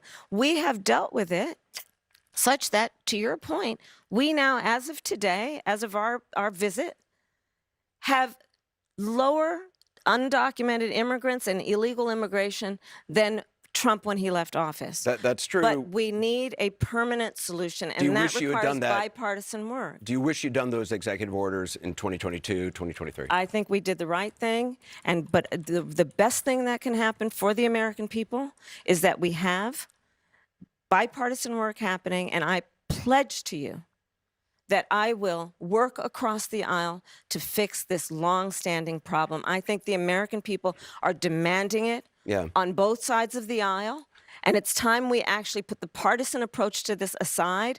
We know what can work. Well, let's talk about this compromise bill that you want to pass if you're elected. You said that's going to be a priority. It includes $650 million in funding for the border wall. That's something Republicans wanted. That was part of the compromise. Under Donald Trump, you criticized the wall more than 50 times. You called it stupid, useless, and it is a medieval vanity project. Yep. Is a border wall stupid? Well, let's talk about Donald Trump and that border wall. So remember, Donald Trump said Mexico would pay for it? Come on, they didn't. How much of that wall did he build? I think the last number I saw is about 2%. And then when it came time for him to do a photo op, you know where he did it? In the part of the wall that President Obama built. But you're agreeing to a bill that would earmark $650 million to continue building that wall. I pledge that I am going to bring forward that bipartisan bill. I think the best way to really talk about this for her would be to talk about how it's a compromise. You know, when you compromise with someone, you know, the Republicans think it's a great idea to build that wall. I disagree, but you know, when you compromise, you get a bill that might have something you disagree with in it. Like, I think that would be a great way of answering it, but I think she's kind of taking it poorly. To further strengthen and secure our border. Yes, I am. And I'm going to work across the aisle to pass a comprehensive bill that deals with a broken immigration system. I think Jackson's question, part of it was to acknowledge. I don't think she's answered a single part of Jackson's question, actually. That America has always had migration, but there needs to be a legal process for it. People have to earn it. And that's the point that I think is the most important. Wait, people have to earn the right to migrate across the border? They're not even asking for citizenship necessarily. They're just asking to cross the invisible line so that they can go to work. Point that can be made, which is we need a president who is grounded in common sense and practical outcomes. Like, let's just fix this thing. Let's just fix it. Why is there any ideological perspective on this? Let's just fix the problem. To fix the problem, you're doing this compromise bill. It does call for $650 million that was earmarked under Trump to actually still go to build the wall. I am not afraid of good ideas where they occur. So you don't think it's stupid anymore? I think what he did and how he did it did not make much sense because he actually didn't do much of anything. This is a bad answer. I mean, like, she's really trying hard to stick to the line, but like, this is bad. This is not great. Just say it was a bad idea, or that you don't even have to say it was a bad idea. Just like you can say like it more pragmatically that it's an idea you disagree with, but ultimately like you are a politician of compromise, which is what you've been trying to set yourself up as. Like there's a way to win this particular engagement, but I think she's just being caught kind of off guard here. I just talked about that wall, right? We just talked about it. All right. Now the pact must be held true. So, of course, here's an additional Trump clip from the Joe Rogan show. This is going to be the most of it we watch because, unfortunately, the Joe Rogan Experience does copyright strike. So, here's another clip from the recent show. Big How are thing. you so healthy? Is it golf? No, it's genetics, I believe. I'm sorry, wait. How are you so healthy? Awkward silence as he peers off to the side, not meeting Joe's gaze. He's so out of it, man. He looks like he's ready to roll into a casket. My God. Is it golf? No, it's genetics, I believe. You know, I'm a big Genetics believer. is a big factor. I really am. I mean, my Oh, great. Yeah, he just has such superior genes. father was... Unfortunately, it is a big factor for health. Some people are just way more robust. But you do Yeah. play golf a lot, and that is exercise. Both of my parents. For me, it's good. Fresh air, It really is. It's fresh air. You're exercise. outside. Man, he sounds so shaky compared to Joe's voice. Yeah. Even mentally, you're focused on Right. that 3-footer, and for a couple of hours, you're not. And I go quick. I play fast, real fast, and I'm in, I'm out. Oh, he's the fastest little boy on the golf course. Driving around like that crazy orangutan video that went viral a few months back. Just driving around. Goes so fast, folks. But, you know, it gives me... I was never one that 60 miles an hour. He has his own little golfing Autobahn. could, like, run on a treadmill. And I can do it. You know, when passing a physical, they ask me to run on a treadmill, and then they make it steeper and steeper and steeper. And the doctor said it was at Walter Reed. They said, it's unbelievable. It's unbelievable. You're basically running up a vertical cliff face. How do you do it, sir? I could have gone, I'm telling you, I felt I could have gone all day. But I said, Doc, I can do this all day long. I have no problem. Big thing. And Joe Rogan just...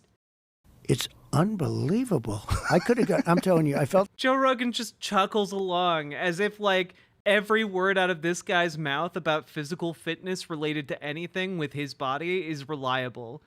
Oh, yeah, dog. He was chugging along at 35 miles an hour. He waved to, to Usain Bolt as he passed him, leaving him in the dust. And not only that, but, like, let's take a beat here, because, like, I constantly need to remind people this. Donald Trump doesn't believe in, like, biology to explain, like, the human body. He believes that the human body, the human form, is like a battery. And the more energy you use, the more that energy in your body gets depleted. And so if you work out, you will deplete your finite amount of energy and then die. Like, he believes that, like, you get fully charged up as a baby, and then ever since the moment you are born, your, like, energy levels decrease according to how you exert yourself. Wait, seriously? Seriously, Jimmy Smith, I'm not making that up. That isn't a bit. That is genuinely a thing he believes and has talked about.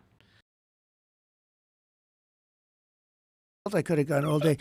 But I said, Doc, I can do this all day long. Doc, I could do this all day long because at the end of the day, I have a enormous amount of power I've saved up by not exercising my whole life. It's true. It's true, folks. This is Annalise Keene. She's from Philadelphia. She works as a fundraiser for Habitat for Humanity. She's registered with no party affiliation. She says she's a Democrat. She's leaning toward voting for you, but said she's yet to make her final decision in part because of the conflict in the Middle East. Annalise? Thank you, and good evening, Madam Vice President. Good evening. My question is, as president, what would you do to ensure not another Palestinian dies due to bombs being funded by U.S. tax dollars? So I will say, and I think Ooh, this boy. is to your point, far too many innocent Palestinian civilians have been killed. It's unconscionable. And we are now at a place where with Sinwar's death, I do believe we have an opportunity. So this has been something I've been seeing circulating a lot around, like, kind of liberals in the U.S. predominantly, which is that, okay, they killed Yahya Sinwar, like, killing him, you killed the guy who planned the attacks, the leader, like, now you can be done, right? Like, they view it as a potential off-ramp here from the conflict, but in reality, it's not an off-ramp. It's just the illusion of one, because there's no interest or stomach in Israel for pulling back from what their genocidal project in Gaza, or the escalations in the West Bank that seem to be inching in a very similar direction, or the war in Lebanon. There's no desire to pull back on that. To end this war, bring the hostages home, bring relief to the Palestinian people, and work toward a two-state solution where Israel and the Palestinians in equal measure have security, where the Palestinian people have dignity, self-determination, and the safety that they so rightly deserve. What do you say to voters who are thinking about supporting a third-party candidate or staying on the couch, not voting at all because of this issue? Listen, I am not going to deny the strong feelings that people have. I don't know that anyone who has seen the images who would not have strong feelings about what has happened, much less those who have relatives who have died and been killed. And I know people and have talked with people. So I appreciate that. But I also do know that for many people who care about this issue, they also care about bringing down the price of groceries. They also care about our democracy and not having a president of the United States who would. I mean, this is a pretty bad answer. Like, if you are like, I think it's maybe like a fine answer if you're trying to explain the dynamic and you're like a political commentator, for example. I think explaining it in this way is fine, but she's literally the candidate. You could simply choose not to put them in that position, but you're explaining like, well, ultimately, yeah, there's a genocide happening in Gaza, but lower prices on groceries though. Like that's not a good look for her to make that point. It's actually quite bad. This is maybe as horrific as an answer as she could have given. Admires dictators, and as a fascist. I've seen leftists point out that this is the answer that shows she's supporting genocide. I can't with leftists. Well, part of the issue is that, like, she's not in a position where she could ever give them a satisfactory answer, given the position she's currently in. I think that perhaps we'll get better answers on this if she wins the election in 11 days, but she can't give the answer right now. Like, Israel is in the process of bombing Iran as we speak. And like the war is threatening right now to expand in a very big way. That could be extraordinarily terrible. And if you indicate to Netanyahu that someone may get into power who would try and curtail his current activities, he's only going to put his foot on the gas even harder to accelerate all of the things that Israel's currently doing. So like, I don't blame her for not being able to give a good answer here, but I do blame her for giving this particular bad answer. Also care about the fact that we need practical, common sense solutions from a leader who is willing to work across the aisle on behalf of the American people and not themselves. They want a president who cares about a fundamental freedom to make decisions about your own body. Understanding that we're not trying to change anyone's belief, but let's not have the government telling women what to do with their body. I want you to meet Beth Sandberg. She's a realtor, a mom of 4 from Bella Cynwyd, Pennsylvania. She's a registered Democrat, says she's undecided because of concerns about anti-Semitism. Beth? Hi, thank you for being here. Thank you, Thank Beth. you for remembering we need to bring the hostages home. Of course. Yeah, like, see, this is part of it, right? Like, she's having to talk not just to us, she's having to talk to us and the white non-college voter, primarily them, and also people like this lady. Like, it's a really difficult line to walk, and she's not going to be able to give an answer that's going to please a lot of people.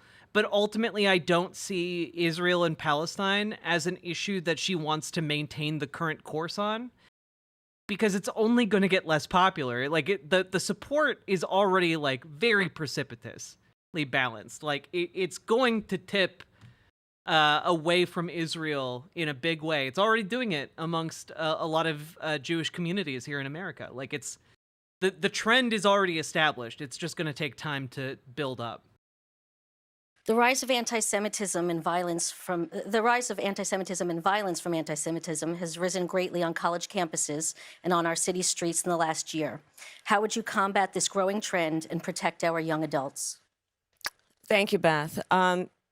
You are right, and I will say that we have seen a rise in anti-Semitism. It is something that we have to be honest about and we have to deal with. As Attorney General, I actually published a hate crimes report on a regular basis, and anti-Semitism was among the highest forms of hate in our country, and this was before October 7.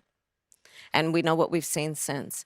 Part of what we've got to do is talk with people so that they understand what are the tropes, what are the roots of what we are seeing, so that we can actually have people be more understanding. We need to have laws in place that make those who would commit crimes on behalf of anti-Semitism and hate, that they pay a serious consequence. We need to have the So, like, but what does that look like in this case? Because the people that she's talking about are college students who are protesting a genocide and may say uncouth things in the course of those protests. Absolutely.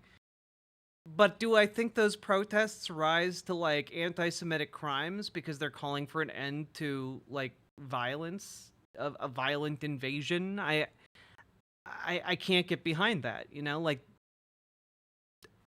yeah, like, this is not great. It's very clear where she's guiding her rhetoric to. And I think that a lot of her decision making is guided by the fact that she's going after this white non-college voter. And not us. You know? I wish it was us, but we are not a dominant or even significant voting bloc. I mean, we're large, we're influential, but are we as large and influential as the white non-college voter? No, unfortunately not. So that doesn't happen. We need to ensure that college students are safe in their school and feel safe to be able to go to class. But I'm going to tell you what doesn't help. Again, I invite you to listen and go online to listen to John Kelly, the former chief of staff of Donald Trump, who has told us, Donald Trump said, why aren't my generals like those of Hitler's?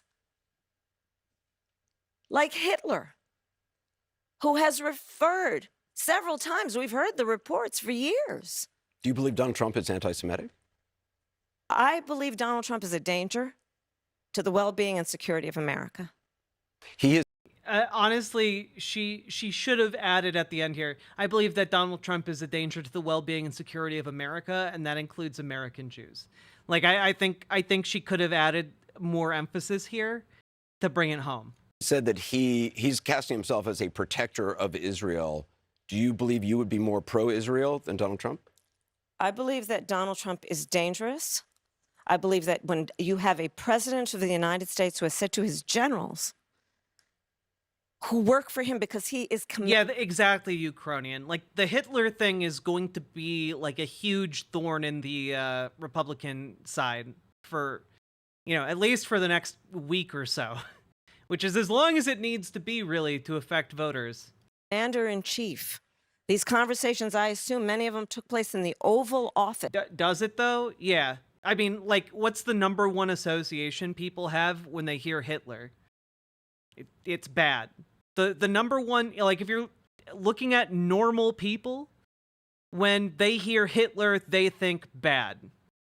And hearing that Donald Trump supported Hitler and liked some of the things that Hitler did, well, that association is going to affect people's voting pattern. That's just as simple as this. And if the President of the United States, the Commander-in-Chief, is saying to his generals, in essence, why can't you be more like Hitler's generals, Anderson? Come on. This is a serious, serious issue.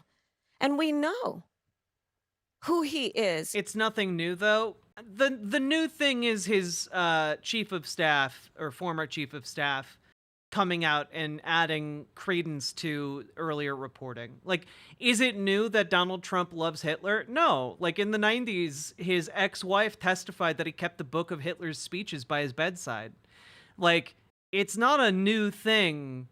It's just a thing a lot of normal people who don't pay a lot of attention to politics, a thing that a lot of those people don't know about. And so hammering home on this association, like, it's going to be an effective attack.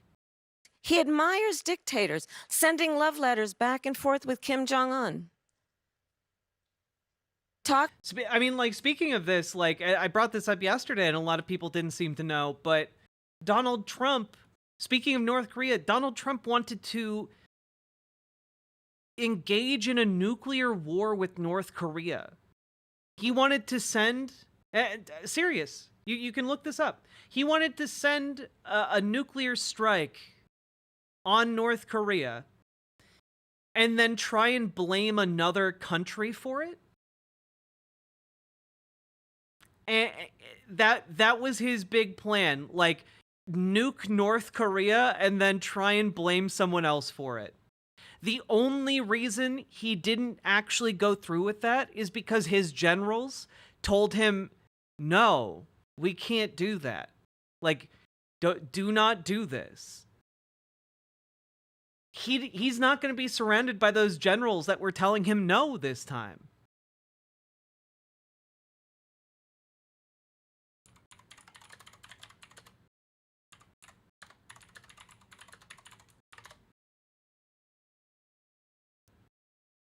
Fact check? All right.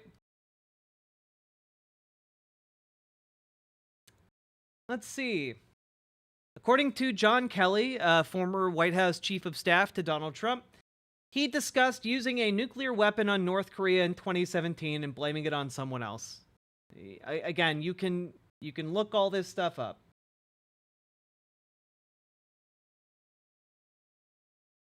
Let's see. What are the details here? 8 days after Kelly arrived at the White House as chief of staff, Trump warned that North Korea would be met with fire and fury and, frankly, power, the likes of which this world had never seen before, when Trump delivered his first speech to the UN General Assembly. He threatened to totally destroy North Korea if Kim, whom he referred to as Rocket Man, continued his military threats. Yeah. Kelly was more concerned about what Trump was saying privately. What scared Kelly even more was that, more than the tweets, was the fact that behind closed doors in the Oval Office, Trump continued to talk as if he wanted to go to war. He cavalierly discussed the idea of using a nuclear weapon against North Korea, saying that if he took such an action, the administration could blame someone else for it to absolve itself of responsibility. Kelly tried to use reason to explain to Trump why that would not work. It'd be tough to not have the finger pointed at us, Kelly told the president. Kelly brought the military's top leaders to the White House to brief Trump about how war between the U.S. and North Korea could easily break out, as well as the enormous consequences of such a conflict. But the argument about how many people could be killed had no impact on Trump. Kelly then tried to point out that there would be economic repercussions, but the argument held Trump's attention for only so long. Then Trump would turn back to the possibility of war, including at one point raising to Kelly the possibility of launching a preemptive military attack against North Korea. Kelly warned that Trump would need congressional approval for a preemptive strike, which baffled and annoyed Trump, according to the afterword.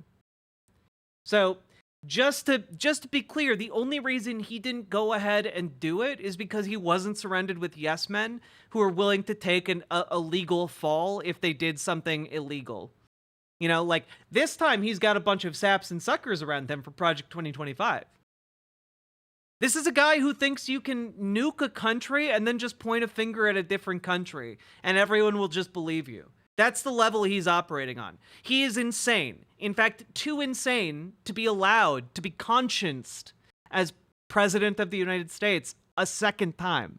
If that happens, we're toast. We're cooked. Talks about the president And by the way, so are a lot of other people, and I mean that quite literally.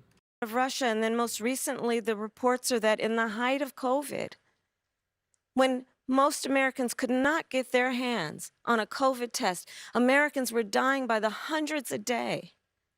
He secretly sent COVID tests to the president of Russia for his personal use. So again, this election in 13 days is presenting the American people with a very significant decision. And on the one side, on this issue of who is going to model what it means to use the bully pulpit of the President of the United States in a manner that in tone, word, and deed is about lifting up our discourse, fighting against hate, as opposed to fanning the flames of hate, which Donald Trump does consistently. I'm going to tell you, we are an incredible country, and we love our country. Y'all wouldn't be here unless we love our country. And there are certain things where we've just got to come together and realize that we do believe in the importance of healthy debate on real issues, but there are certain standards we've got to have. And, you know, another point that even John Kelly talked about, I believe, and many have, is January 6th, where you have the President of the United States defying the will of the people in a free and fair election and unleashing a violent mob who attacked the United States Capitol. 140 law enforcement officers were attacked. Some were killed. And so I say that to say the American people deserve to have a president who encourages healthy debate, works across the aisle, not afraid of good ideas wherever they come from, but also maintains certain standards about how we think about the role and the responsibility, and certainly not comparing oneself in a clearly admiring way to Hitler. We're going to take a quick break. We'll have more from the CNN Presidential Town Hall with Vice President Kamala Harris. All right. Well, we are over halfway through this. We're going to keep trucking along. Here is another clip from the Joe Rogan show with Donald Trump. Let's see what he talks about here, huh? One little thing. So there was a congressman years before I ran, and I was very close to him. And I needed a license on something, and he was very important in getting the license. But it was a little bit controversial, the license, this particular thing that was being licensed. But I was close to this guy and helped him and everything else. And I went to him, I said, I'd like to have you help. And he said, let me take a look at it. I said, ooh, that's not too good, but I really hope you're going to help. And anyway, he tapped me along for a long period of time and ultimately didn't do it. And I said, you are a stiff. You could have done this thing so easy, etc. But it was controversial. He was in one little thing. So there was. So I don't know if you really picked up what he just laid out. I don't know if you picking up what he's putting down there, but he's basically describing him and everything else. And I went to him, I said, I'd like to have you help. And he said, let me take a look at it. I said, ooh, that's not too good, but I really hope you're going to help. And anyway, he tapped me along for a long period of time and ultimately didn't do it. And I said, you are a stiff. You could have done this thing so easy, etc. But it was controversial. He was in one little thing. He's talking about doing a quid pro quo exchange. He's talking about doing corruption. Like, he's just on Joe Rogan talking about doing political corruption openly. Did this man just confess to a crime? Not with enough specifics, I think, but like essentially, yeah, what he described is that doing something illegal, actually. Very, like, ultra super illegal, actually. So that's where we're at with that. Also, folks, we've been going for 2.5 hours. If you've been enjoying the stream, hit the follow button on Twitch, hit the subscribe button on YouTube, like the YouTube stream, and please consider dropping those subs and donos, because at the end of the day, this show is brought to you by viewers like you. Let's dive back into this, huh? One of the first phone calls you made after President Biden announced that he was dropping out was to your pastor. And I'm wondering... Yeah, Cat Pig, that's maybe a better way of putting it. In political terms, he just confessed to a crime. In legal terms, you would never get him in prison for it. Wasn't a confessional, if you could say what that conversation was like. Well, my pastor, Reverend Dr. Amos C. Brown of Third Baptist Church, it was an extraordinary day that Sunday when the president called me, and I instinctively understood the gravity of the moment, the seriousness of the moment. I didn't predict or know exactly how that day would play out, and obviously now it's been 3 months since I've been at the top of the ticket, actually 3 months as of yesterday. But I just called him. I needed that spiritual kind of connection. I needed that advice. I needed a prayer. And there's a part of the scripture that talks about Esther and a time such as this, and that's what we talked about. And it was very comforting for me. And do you pray every day? I do pray every day. I do pray every day, sometimes twice a day.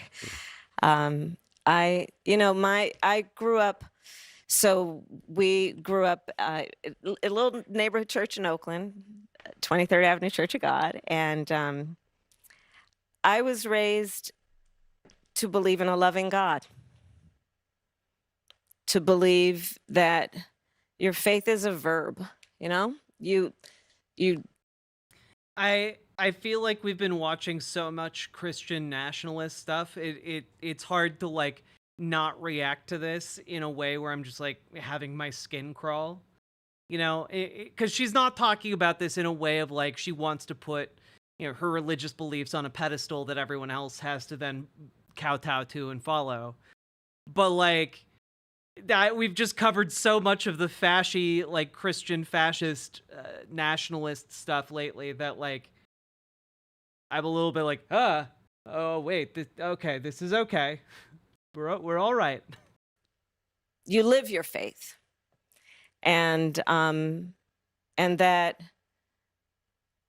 the way that one should do that is that your work and your life's work should be to think about how you can serve in a way that is uplifting other people, that is about caring for others. Yeah, again, like she's trying to appeal to the white non-college voter. And like for the white non-college voter, like this is a genuinely deeply important question.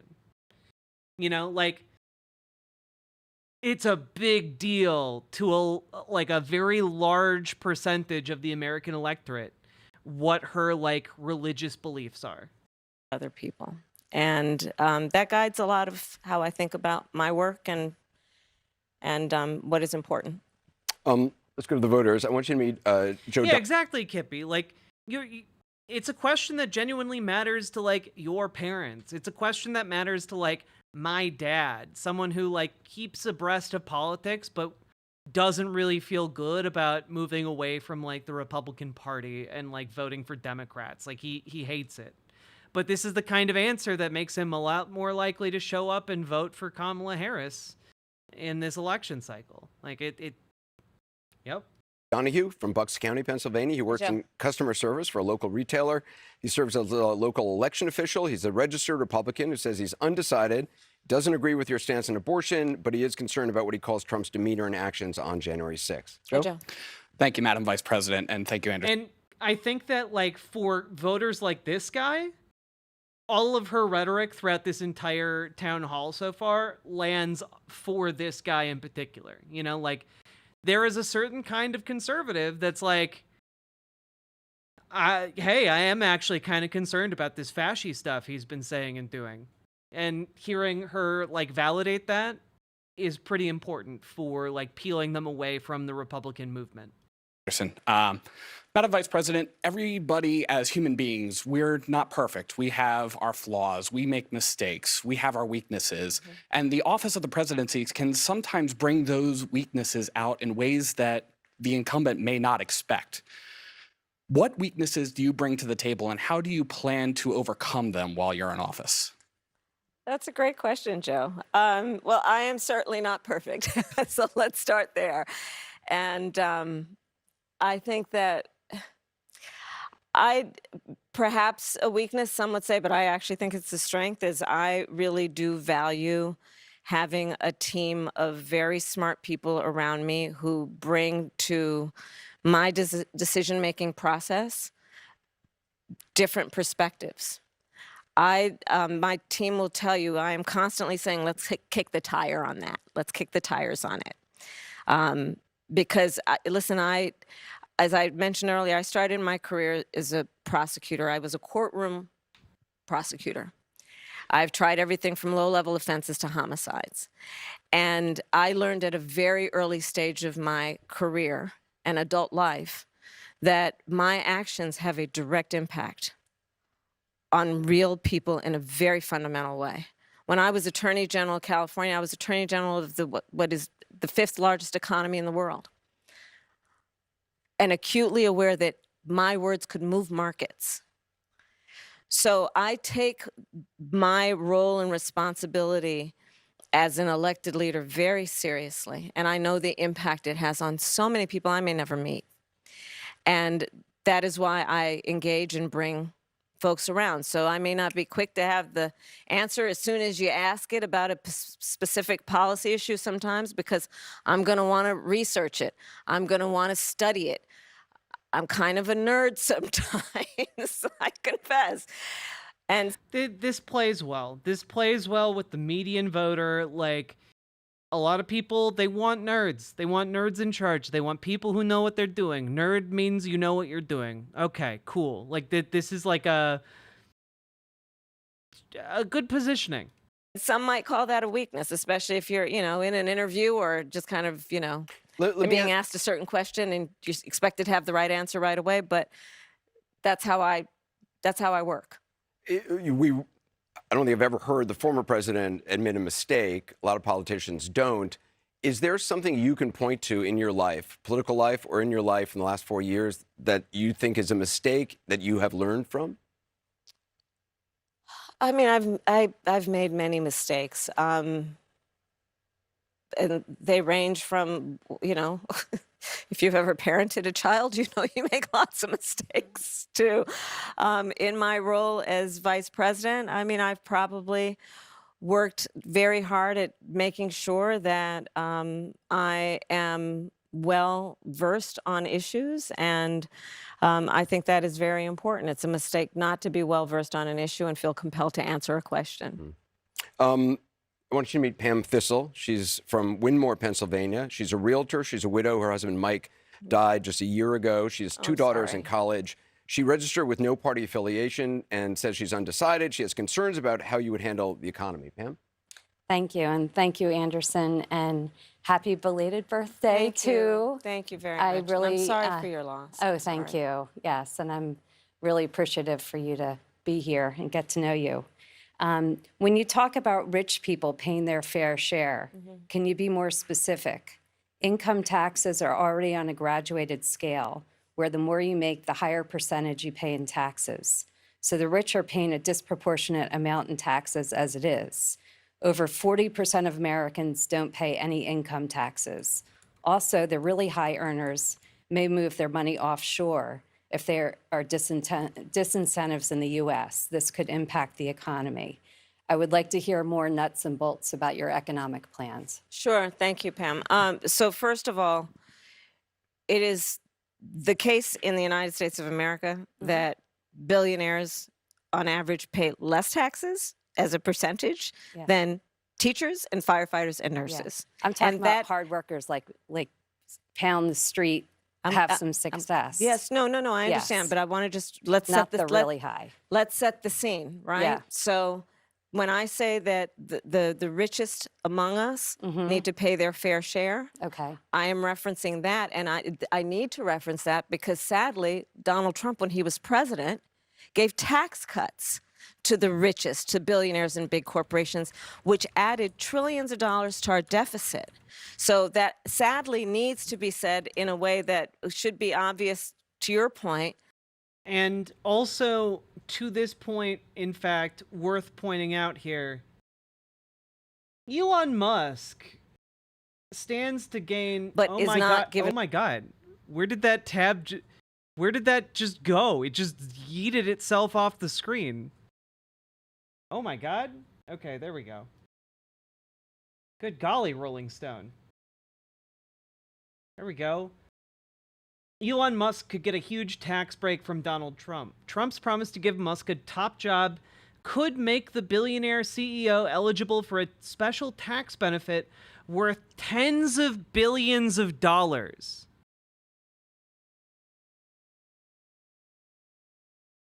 Tens of billions of dollars for the richest guy in the country. Or one of the richest guys in the country, anyway. Like, we're talking, like, it's a creepy looking picture. Well, this is exactly why Elon Musk is pouring tons of money into Donald Trump's campaign right now. It's specifically to get this. It's specifically corruption, you know? Hey! You've got to remember that these are just simple farmers. These are people of the land, the common clay of the New West. You know, morons. I think about that quote almost every day that I stream. Thank you for the 5 gifted tier 1 subs, Sake Tanuki. You're almost single-handedly supporting the stream tonight. I really, really appreciated it. But yeah, no, like when she's talking about billionaires not paying anything, like Elon Musk might actually like pay less than 0% somehow on taxes if Donald Trump gets elected. Like, that's what we're talking about. You, working class Joe, you're gonna pay, you know, your 12 to 22% income tax, okay? But Elon Musk, he's gonna pay a big fat $0. He might even get some kickbacks from the U.S. government for how special a boy he is in his tax brackets. What he did. Now, in terms of what we need to do to I mean, yeah, and he's also likely not paying taxes already. He likely has a complicated offshore tax evasion scheme, but, you know, whatever. Bring down taxes, I have pledged and have a plan for a middle-class tax cut that would affect 100 million Americans, including, for example, what we will do around small businesses. In terms of tax deductions, in terms of what small businesses are now being mired in terms of a bureaucracy around they have to fill out and do their taxes. True, if you include Elon Musk's business endeavors, he already gets billions of dollars from the U.S. government. That's very true. Good point. In a way that actually holds them back. Part of my plan includes extending a middle-class tax cut that would include a $6,000 tax cut, essentially a child tax credit for parents and young parents in particular, knowing that the vast majority of our parents have a natural desire to parent their children well, but not always the resources. So this is going to include an extra amount of just money that people can use to pay for childcare, which is far too expensive for too many working families. And part of the issue here is this. We cannot, and I will not, raise taxes on anyone making less than $400,000 a year. But we do need to take seriously the system that benefits the richest and does not help out working middle-class Americans. I come from the middle class. I think, again, pointing out that taxes will not go up on anyone making under $400,000 a year, I think she really needs to hit on those points, specifically that point, because that instantly, if you hear that, you're instantly like, oh, okay, like I'm nowhere even close to that. Most people in America are nowhere close to making over $400,000 per year. You know, like this is a scenario that does not apply to you and you do not need to worry about. And I believe that the middle class needs. And honestly, if you're making over $400,000 a year,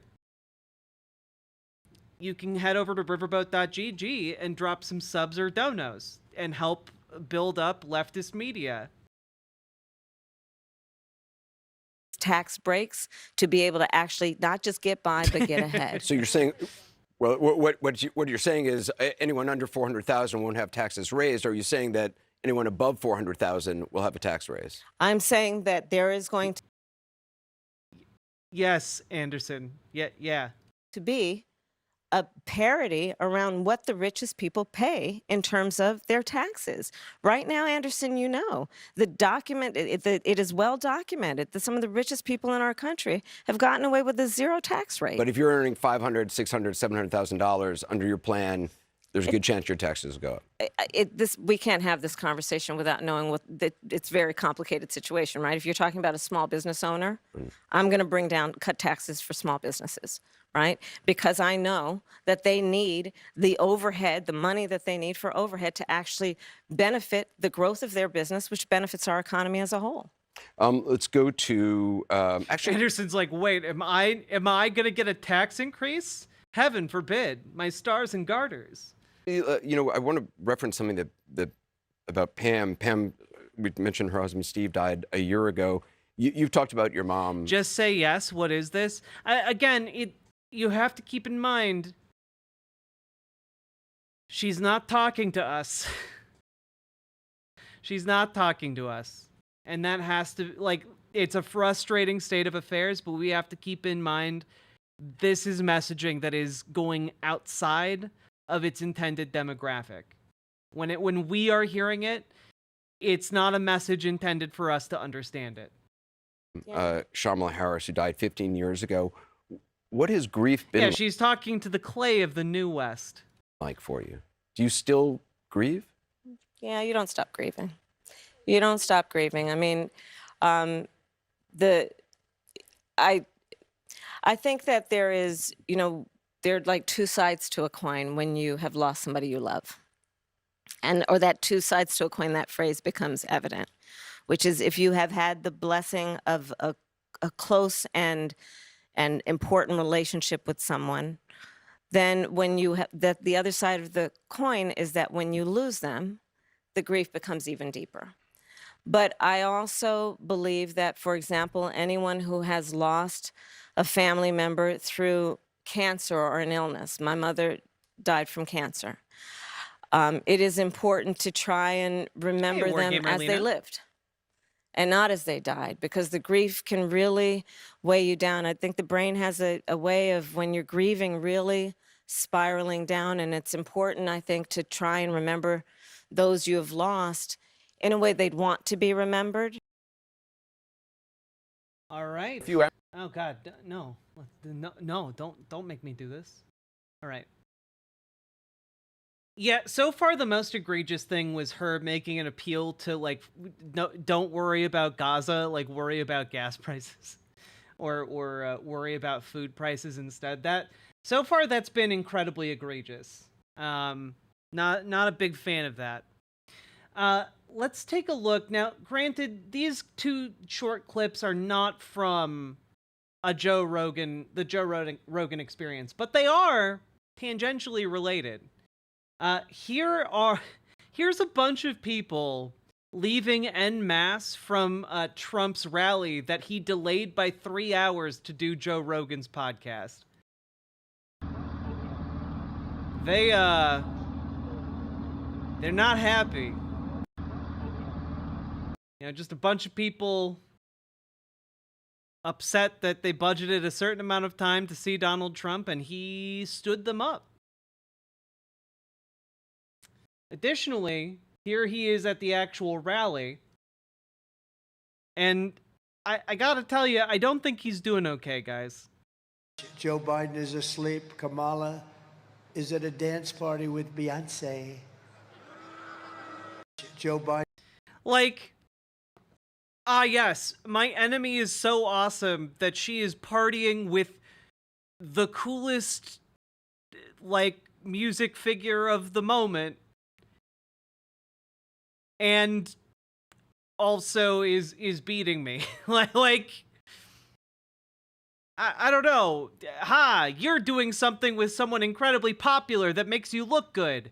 Take that. And it's like, okay, I guess I will. Do you think he's losing votes because of his rallies? No. I think he's effectively hit his floor. I don't think he's going to lose a ton more support from where he's at right now. But I also don't think he's going to gain any more support. Right now, Kamala's main objective is shaving off an additional, like, 1% of the white non-college vote, which is still mobile, largely because they are not informed voters. They are more representative of the median voter, and the median voter doesn't know what's going on. So, like, him coming out and being like, yeah, my opponent's doing a fun thing with a really popular person that a lot of you like, is not the own that he thinks it is.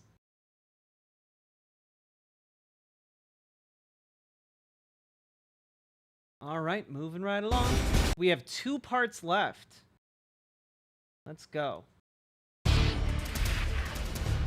And we are back with Vice President Kamala Harris. I want you to meet Rob McPherson. He's the Chief Marketing Officer for a local organization. He's registered Republican from Media, Pennsylvania, who told us he's leaning towards voting for you, but has concerns about what he calls shifts in your policy positions. Rob? Thank you. Thank you for being here, Vice President Harris. So welcome to Delco. Thank you. Here. Lol, my No. mom was at this Trump rally. Really? Did your mom leave early, Lily Love Stuff? Was she one of the people who, like, waited for 3 hours and then left? Also, where do you even get a jacket like that? The thrift store? Here in Delco, we pride ourselves on being authentic, Yeah. and much of what we have seen, much of what you've been saying with regard to issues like law and order and fracking. Oh, the guy in the wall suit. Yeah. Sorry. Reflect a more centrist view than what people are used to hearing from Kamala Harris, leaving some voters to wonder about the authenticity of your current, more moderate positions. Can you talk a little bit about how your positions have shifted and why? Sure, and thank you. So first of all, on fracking, I've been very clear. We kind of dispensed with this in 2020. I am not going to ban fracking. I did not as vice president. Boo! Our planet's dying. Boo! Boo! In fact, as vice president, I cast the tie-breaking vote that now has opened up more fracking leases. Again, this is not intended for us, but I fucking hate it. I hate it so much. My value on the issue of what we need to do to invest in a clean energy economy and a clean energy future has not changed. But frankly, I now have the experience and perspective of having been vice president for almost 4 years. I've traveled the country. I know that we can invest in a clean energy economy and still not ban fracking and still work toward what we need to do to create more jobs and create U.S.-based jobs in a way that will be globally competitive. On the issue, but part of the point of investing in the renewables is so that we stop fracking. Of law and order, as you mentioned, I think there's just a whole lot of misinformation, to be honest with you. I have personally prosecuted very serious crime. It's how I started my career. I spent most of my career as a prosecutor, not in Washington, D.C. And as my first priority had and remains as a first priority to me, the safety of the American people. So that has not changed. And sadly, I think that there's a bit of misinformation, if not more than a bit. But I'm glad that you raised the subject so that I can address it. But just if you don't mind, just let me just finish. Because I think the spirit of your question is really important, and I'm glad you raised it. Our country deserves to have a president. So pretty much the moment we put her into office, I'm gonna hit the protest line. Exactly, Path Evermore. Exactly. That is exactly what we're doing. The second she is in office, we turn this house into a protest vehicle to move Kamala Harris to the left. That is like what the next 4 years will be if we get the best current possible outcome out of this election, which foreseeably is Kamala Harris winning. Unfortunately, that is the best possible outcome we can hope for right now. And our path after her victory is simply to bang our heads against the wall of her administration until we move the mountain, United States, who is not afraid of good ideas and does not stand on pride. If a perspective needs to be informed by different points of view to build consensus and to have a common sense approach, I'm never going to shy away from good ideas. And I'm not going to feel the need to have pride associate with the position that I've taken when the important thing is to build consensus to fix problems. I believe in fixing problems. I love fixing problems. And so I pledge to you to be a president Crane, who not only works unfortunately for not. all Americans, but works on getting stuff done. And that means compromise. And it doesn't mean compromising your values or your principles, but it does mean working to get stuff done. And I pledge to you I will do that. Just to be clear, though, what he's referring to, and you point out to when you're running for vice president in 2020, you were not talking about banning fracking, but... No, Anderson, I pledged that I would not ban fracking. Right, I know. You said you would not ban fracking. Correct. You had said in the 2019 town hall, there's no question I'm in favor of banning fracking in 2017. I mean, we should ban fracking. We should institute a policy whereby we set a definite date for phasing out, certain fossil fuels. Yeah, we should do that. You talked about Medicare for all. You talked about 2019, you raised a hand in debate about if border crossings should be decriminalized. Are all of those issues, which those are not your positions now, are all those issues that you're saying through consensus and getting stuff done you have evolved on? Well, no. A good idea like fracking. Your Ascended Kitten, thank you for the $5 dono. Yeah. Man. It also pollutes the groundwater. It's not good.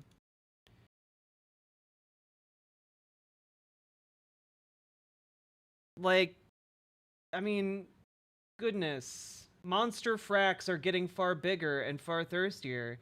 Giant new oil and gas wells that require astonishing volumes of water to fracture bedrock and threatening America's fragile aquifers. We're currently looking at major US cities running out of fresh water reserves within the next the next few years, because we just simply haven't been actually managing water supplies. Fracking literally destroys groundwater reservoirs and aquifers, and also destabilizes the local geology, also uses a phenomenal amount of water that is then turned from into wastewater and then is not usable. So it's all right. It's fine, whatever. Let's take, for example, the issue of Medicare. My point has always been that access to health care should not just be a privilege of those who can afford it. It should be a right for all people. So that is why I have worked on doing what we have done to, one, allow Medicare to... Unfortunately, we need old tech till new tech takes over. Well, yeah, of course. No one's saying that you can Thanos snap anything into existence. But what we are saying is that we need a ban on fracking.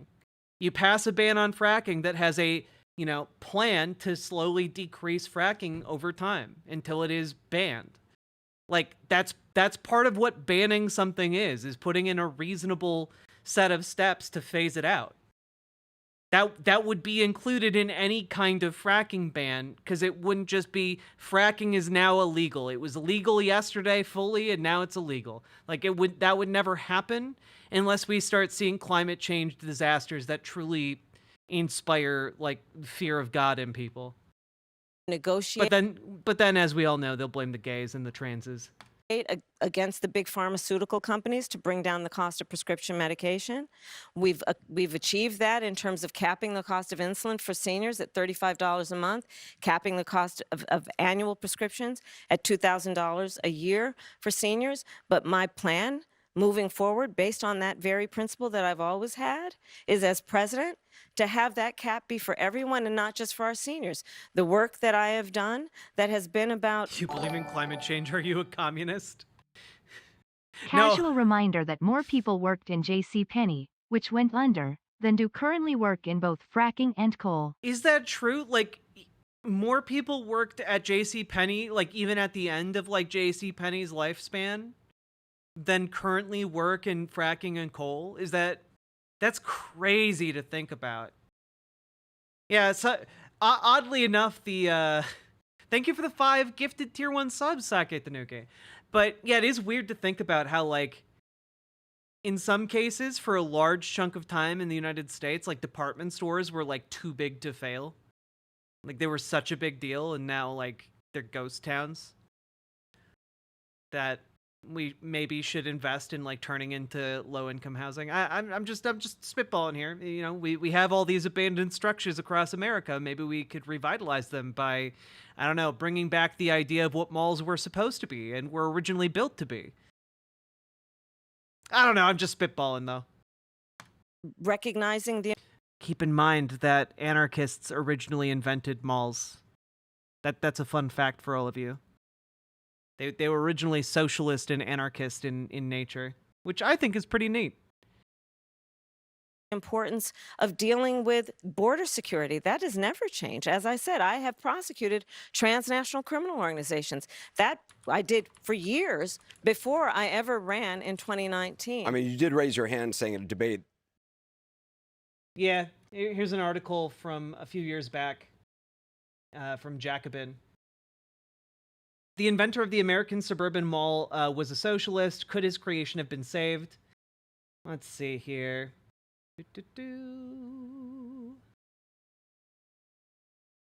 The inventor of the American suburban shopping mall, Victor Gruen, was a Viennese architect and socialist forced to flee to the United States after the occupation of Austria in 1938.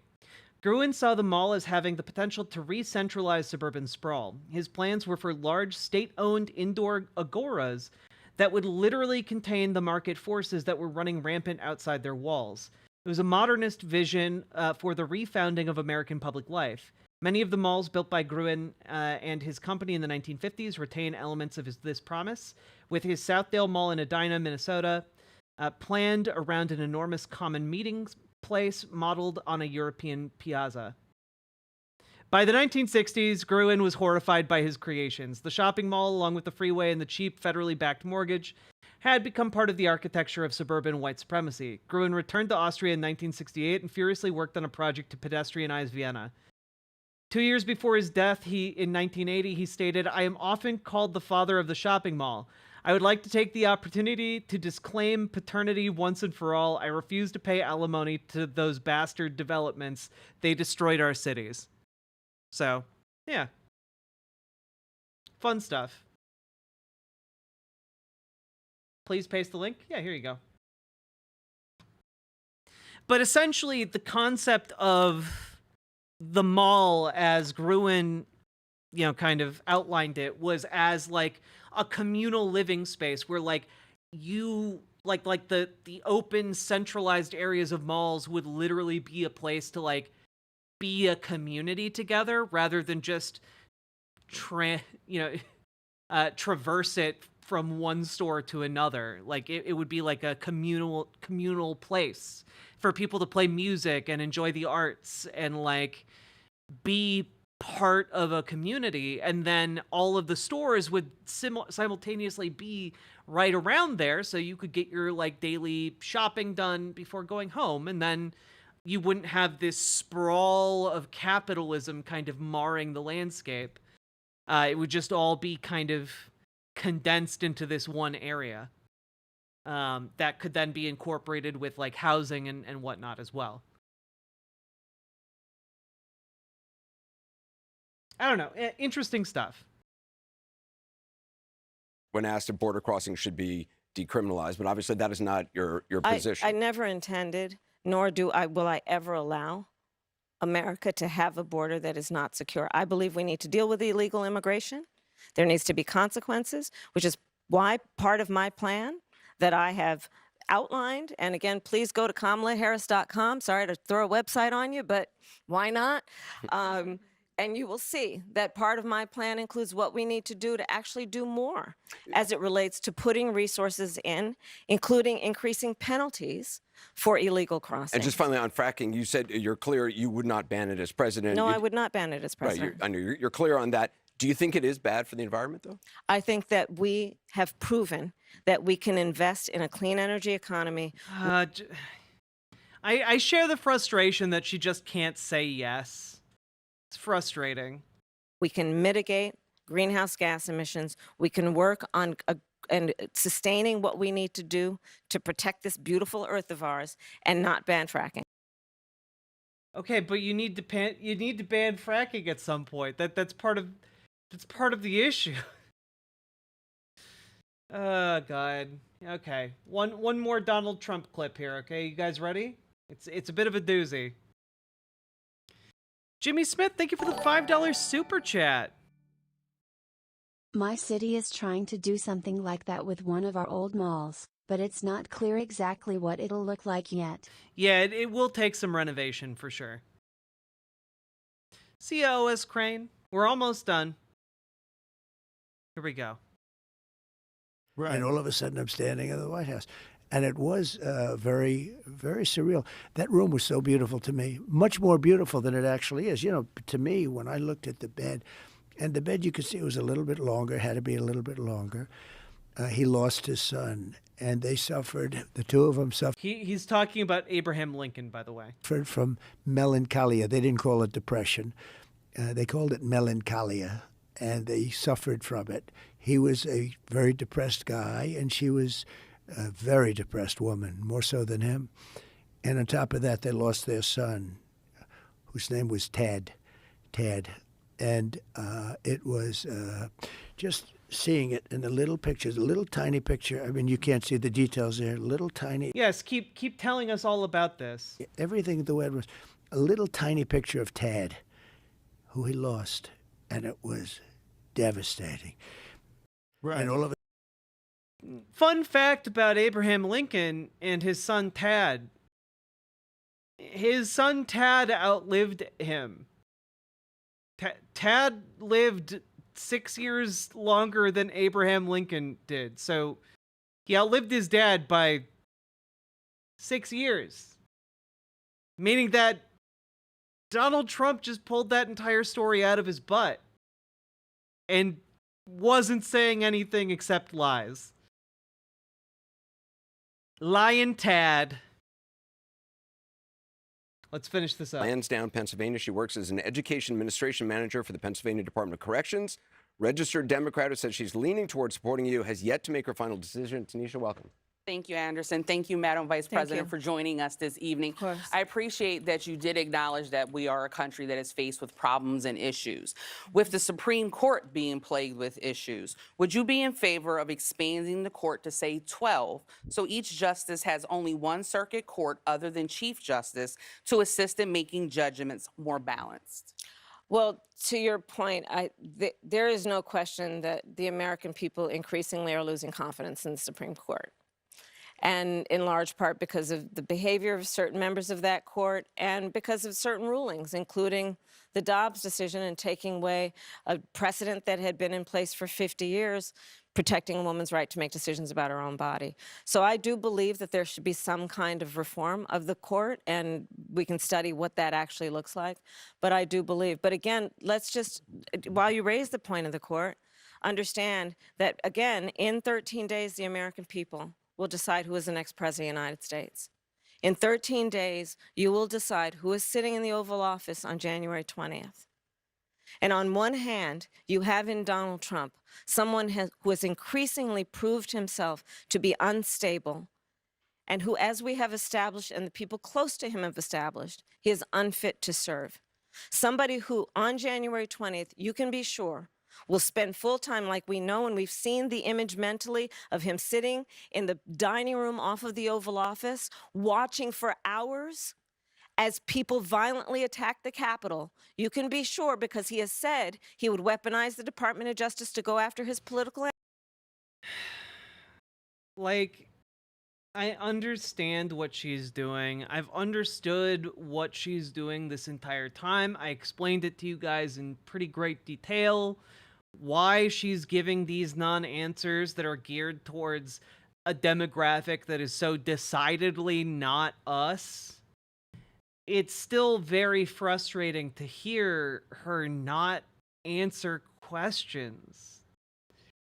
And I understand that here she's just kind of pivoting to describe how Donald Trump is a threat to democracy, and I agree with that, but it's not an answer to the question. And I, for one, would really love to hear what her answer to that question is, actually. Like, I really do want to know what her plan is for the Supreme Court. Like, is she gonna carry on Joe Biden's plans for the Supreme Court? Like, reform? Like, what is she going to do? And I don't know that we're going to get that answer until after the election, sadly. Like, so much of this is posturing for, the median voter, and that it sucks. Enemies, that you can look at a Donald Trump in the White House after January 20th, sitting in that Oval Office, plotting his revenge. He has talked about the Frankly, I expected this to be a lot worse. Honestly, fair. enemies within. We haven't even raised that subject, Anderson. The enemies within.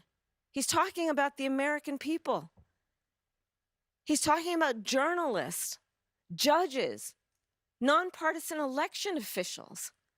He has talked about, as John Kelly has talked about, can he send the military after people? I don't understand why the common man needs to know that fracking is okay. Well, it's because she's trying to win voters in Pennsylvania. Like, it is what it is. Like, people in Pennsylvania who vote, a lot of them are people who work directly in fracking. Well, not a lot of them are people who work directly in fracking, but a lot of people in Pennsylvania know someone who works in fracking. And unfortunately, it's a sizable enough portion of the electorate in Pennsylvania that, like, that is a virtue signal she needs to make. She's trying to shore up her victory in Pennsylvania, and this is the way to do it. Peaceful protesters. And he's going to sit exactly. You got it. Stable, unhinged, plotting his revenge, plotting his retribution, creating an enemies list. I'm going to tell you, my list will be a list of how I address and continue to address the issues that you all are raising this afternoon and evening. It will be a to-do list about how we can impact the American people and lift up the American people and address some of the challenges that we continue to face. I want to get one last question. That was absolutely not a question that addressed, or an answer that addressed the Supreme Court. Questioner in. This is Elkin Pleat. He's a student at Temple University, registered Democrat, leaning towards voting for you, has yet to make up his final decision. Elkin. Hi. First of all, go Birds, and hi I'm from Danville, California. Oh, hi, Elkin. But my question is, what is the proudest moment of your political career thus far, including when you were the AG? Oh, that's a great one. I've actually had a few. One of them is I, as Attorney General of California, created what I named the Bureau of Children's Justice. And you may be familiar with that as a Californian. And it was because I believe that, frankly, we still have a lot to do in terms of policy that impacts children. And an investment in the children of our country is an investment in all of us and our future. And that work has actually produced significant results. That has been a proud moment for me. It was a proud moment for me to do the work that we've been doing that has addressed issues like maternal mortality. I mean, it's in response to an incredible tragedy, but lifting up that issue in a way that we agree that America should not have one of the highest maternal mortality rates in the world. So I have had the good fortune of, in my life as a public servant, knowing the impact that we can have. And I guess that is probably what motivates me most, because I know we can make a difference. I really do. And I do believe that the American people deserve a president who's going to be hardworking and, you know, will make mistakes from time to time, but it's focused on you.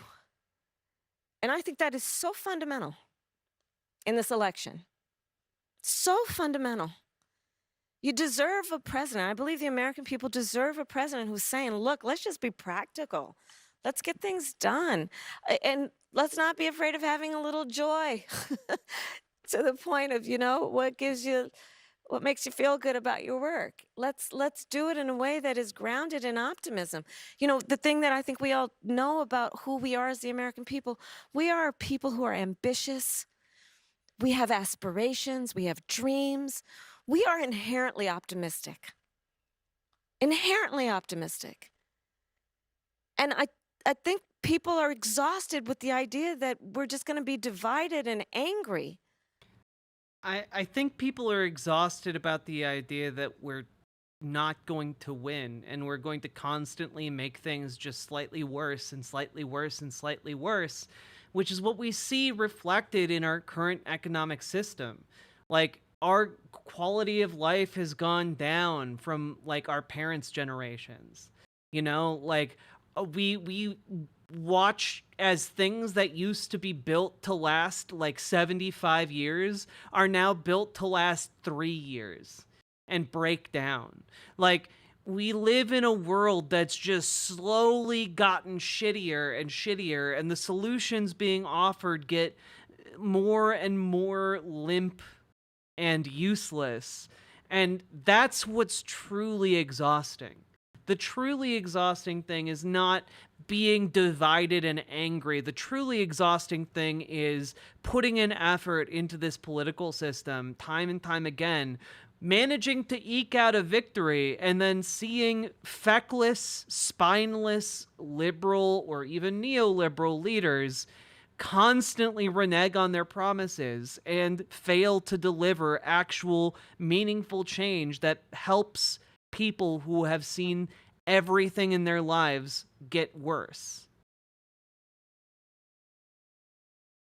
I had to buy a third microwave in less than 4 years. Yeah, it's insane. Also, Kotatis, hi. Thank you for watching for the last few months and for enjoying the show. Glad to see you in chat. Instead of working on the problems and working together. And that's what motivates me, and that's what makes me proud when we're able to do that. So. Vice President Kamala Harris, thank you very much. Thank you. Appreciate it. Thank you, Anderson. And thanks for watching. Thanks to all the voters here. Be sure to join CNN on November 5th for Election Night in America right here on CNN. Jake Tapper and Aaron Burnett pick it up. Oh, God. Don't watch it on CNN. Watch my coverage of Election Day 2024, because guess what? I'll be doing like probably around about a 24-hour long live stream covering the results as they come in through the night. So come spend some time over on the Riverboat Jack channel on Election Day. We'll party together, either for a brief moment of joy, ding dong, the witch is dead type moment, or a brief moment of commiseration that our lives have been irrevocably damaged and harmed by a fascist getting into power. It'll be fun!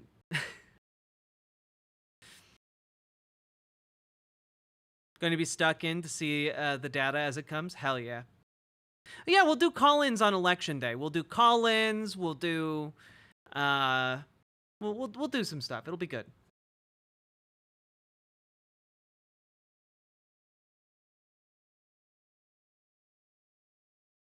Anyway, folks, we did it. We made it through the Kamala Harris town hall. My thoughts on this. I think she did better than I expected from like some of the clips and like hubbub I was seeing on social media. I wouldn't say she did great. But I do think that she managed to successfully walk the tightrope she was aiming to walk, which is appealing to that white non-college voter. So I guess on her end, she'd probably her campaign would probably chalk that up as a pretty big success. It's extraordinarily frustrating as a leftist who wants to galvanize other leftists to action, to engage with this election. It's very frustrating to me to see that, because it becomes so much harder to tell people to go volunteer or to go phone bank or to go text bank. All things you should do, by the way. But it's hard, you know? Like, I can't ask like a Middle Eastern person to be like, yeah, go phone bank for Kamala Harris. Are you kidding me? The answer she gave in that was so demotivating for that particular cohort of supporters, or potential supporters, I guess. Like, nah, they're not going to show up to do that. Good golly. Yeah, she got concessionist lib out of 10, which is really what she's been shooting for. I don't know if it reflects her policies, but it does reflect exactly what I've been saying, that for better or worse, Kamala Harris is someone who goes with what is most politically convenient at any given time. And unfortunately, going after the white non-college voter is the most politically expedient and, you know, the easiest thing for her to do right now. So that's kind of where we are. You know, it's... let me tell you, I do think she will win. But God, I wish I felt a lot better about it. I wish I felt more confident. I wish I felt like it wasn't going to be so close. And I say that, by the way, as someone who, like, after going through the numbers, like, if she does manage to peel 1 or 2% more off of that demographic, like, we could see truly crazy electoral results. But I just, all of the polling is coming out that's coming out right now is just it's not to be trusted, but it does make me worried. So what are you gonna do? What's a girl to do?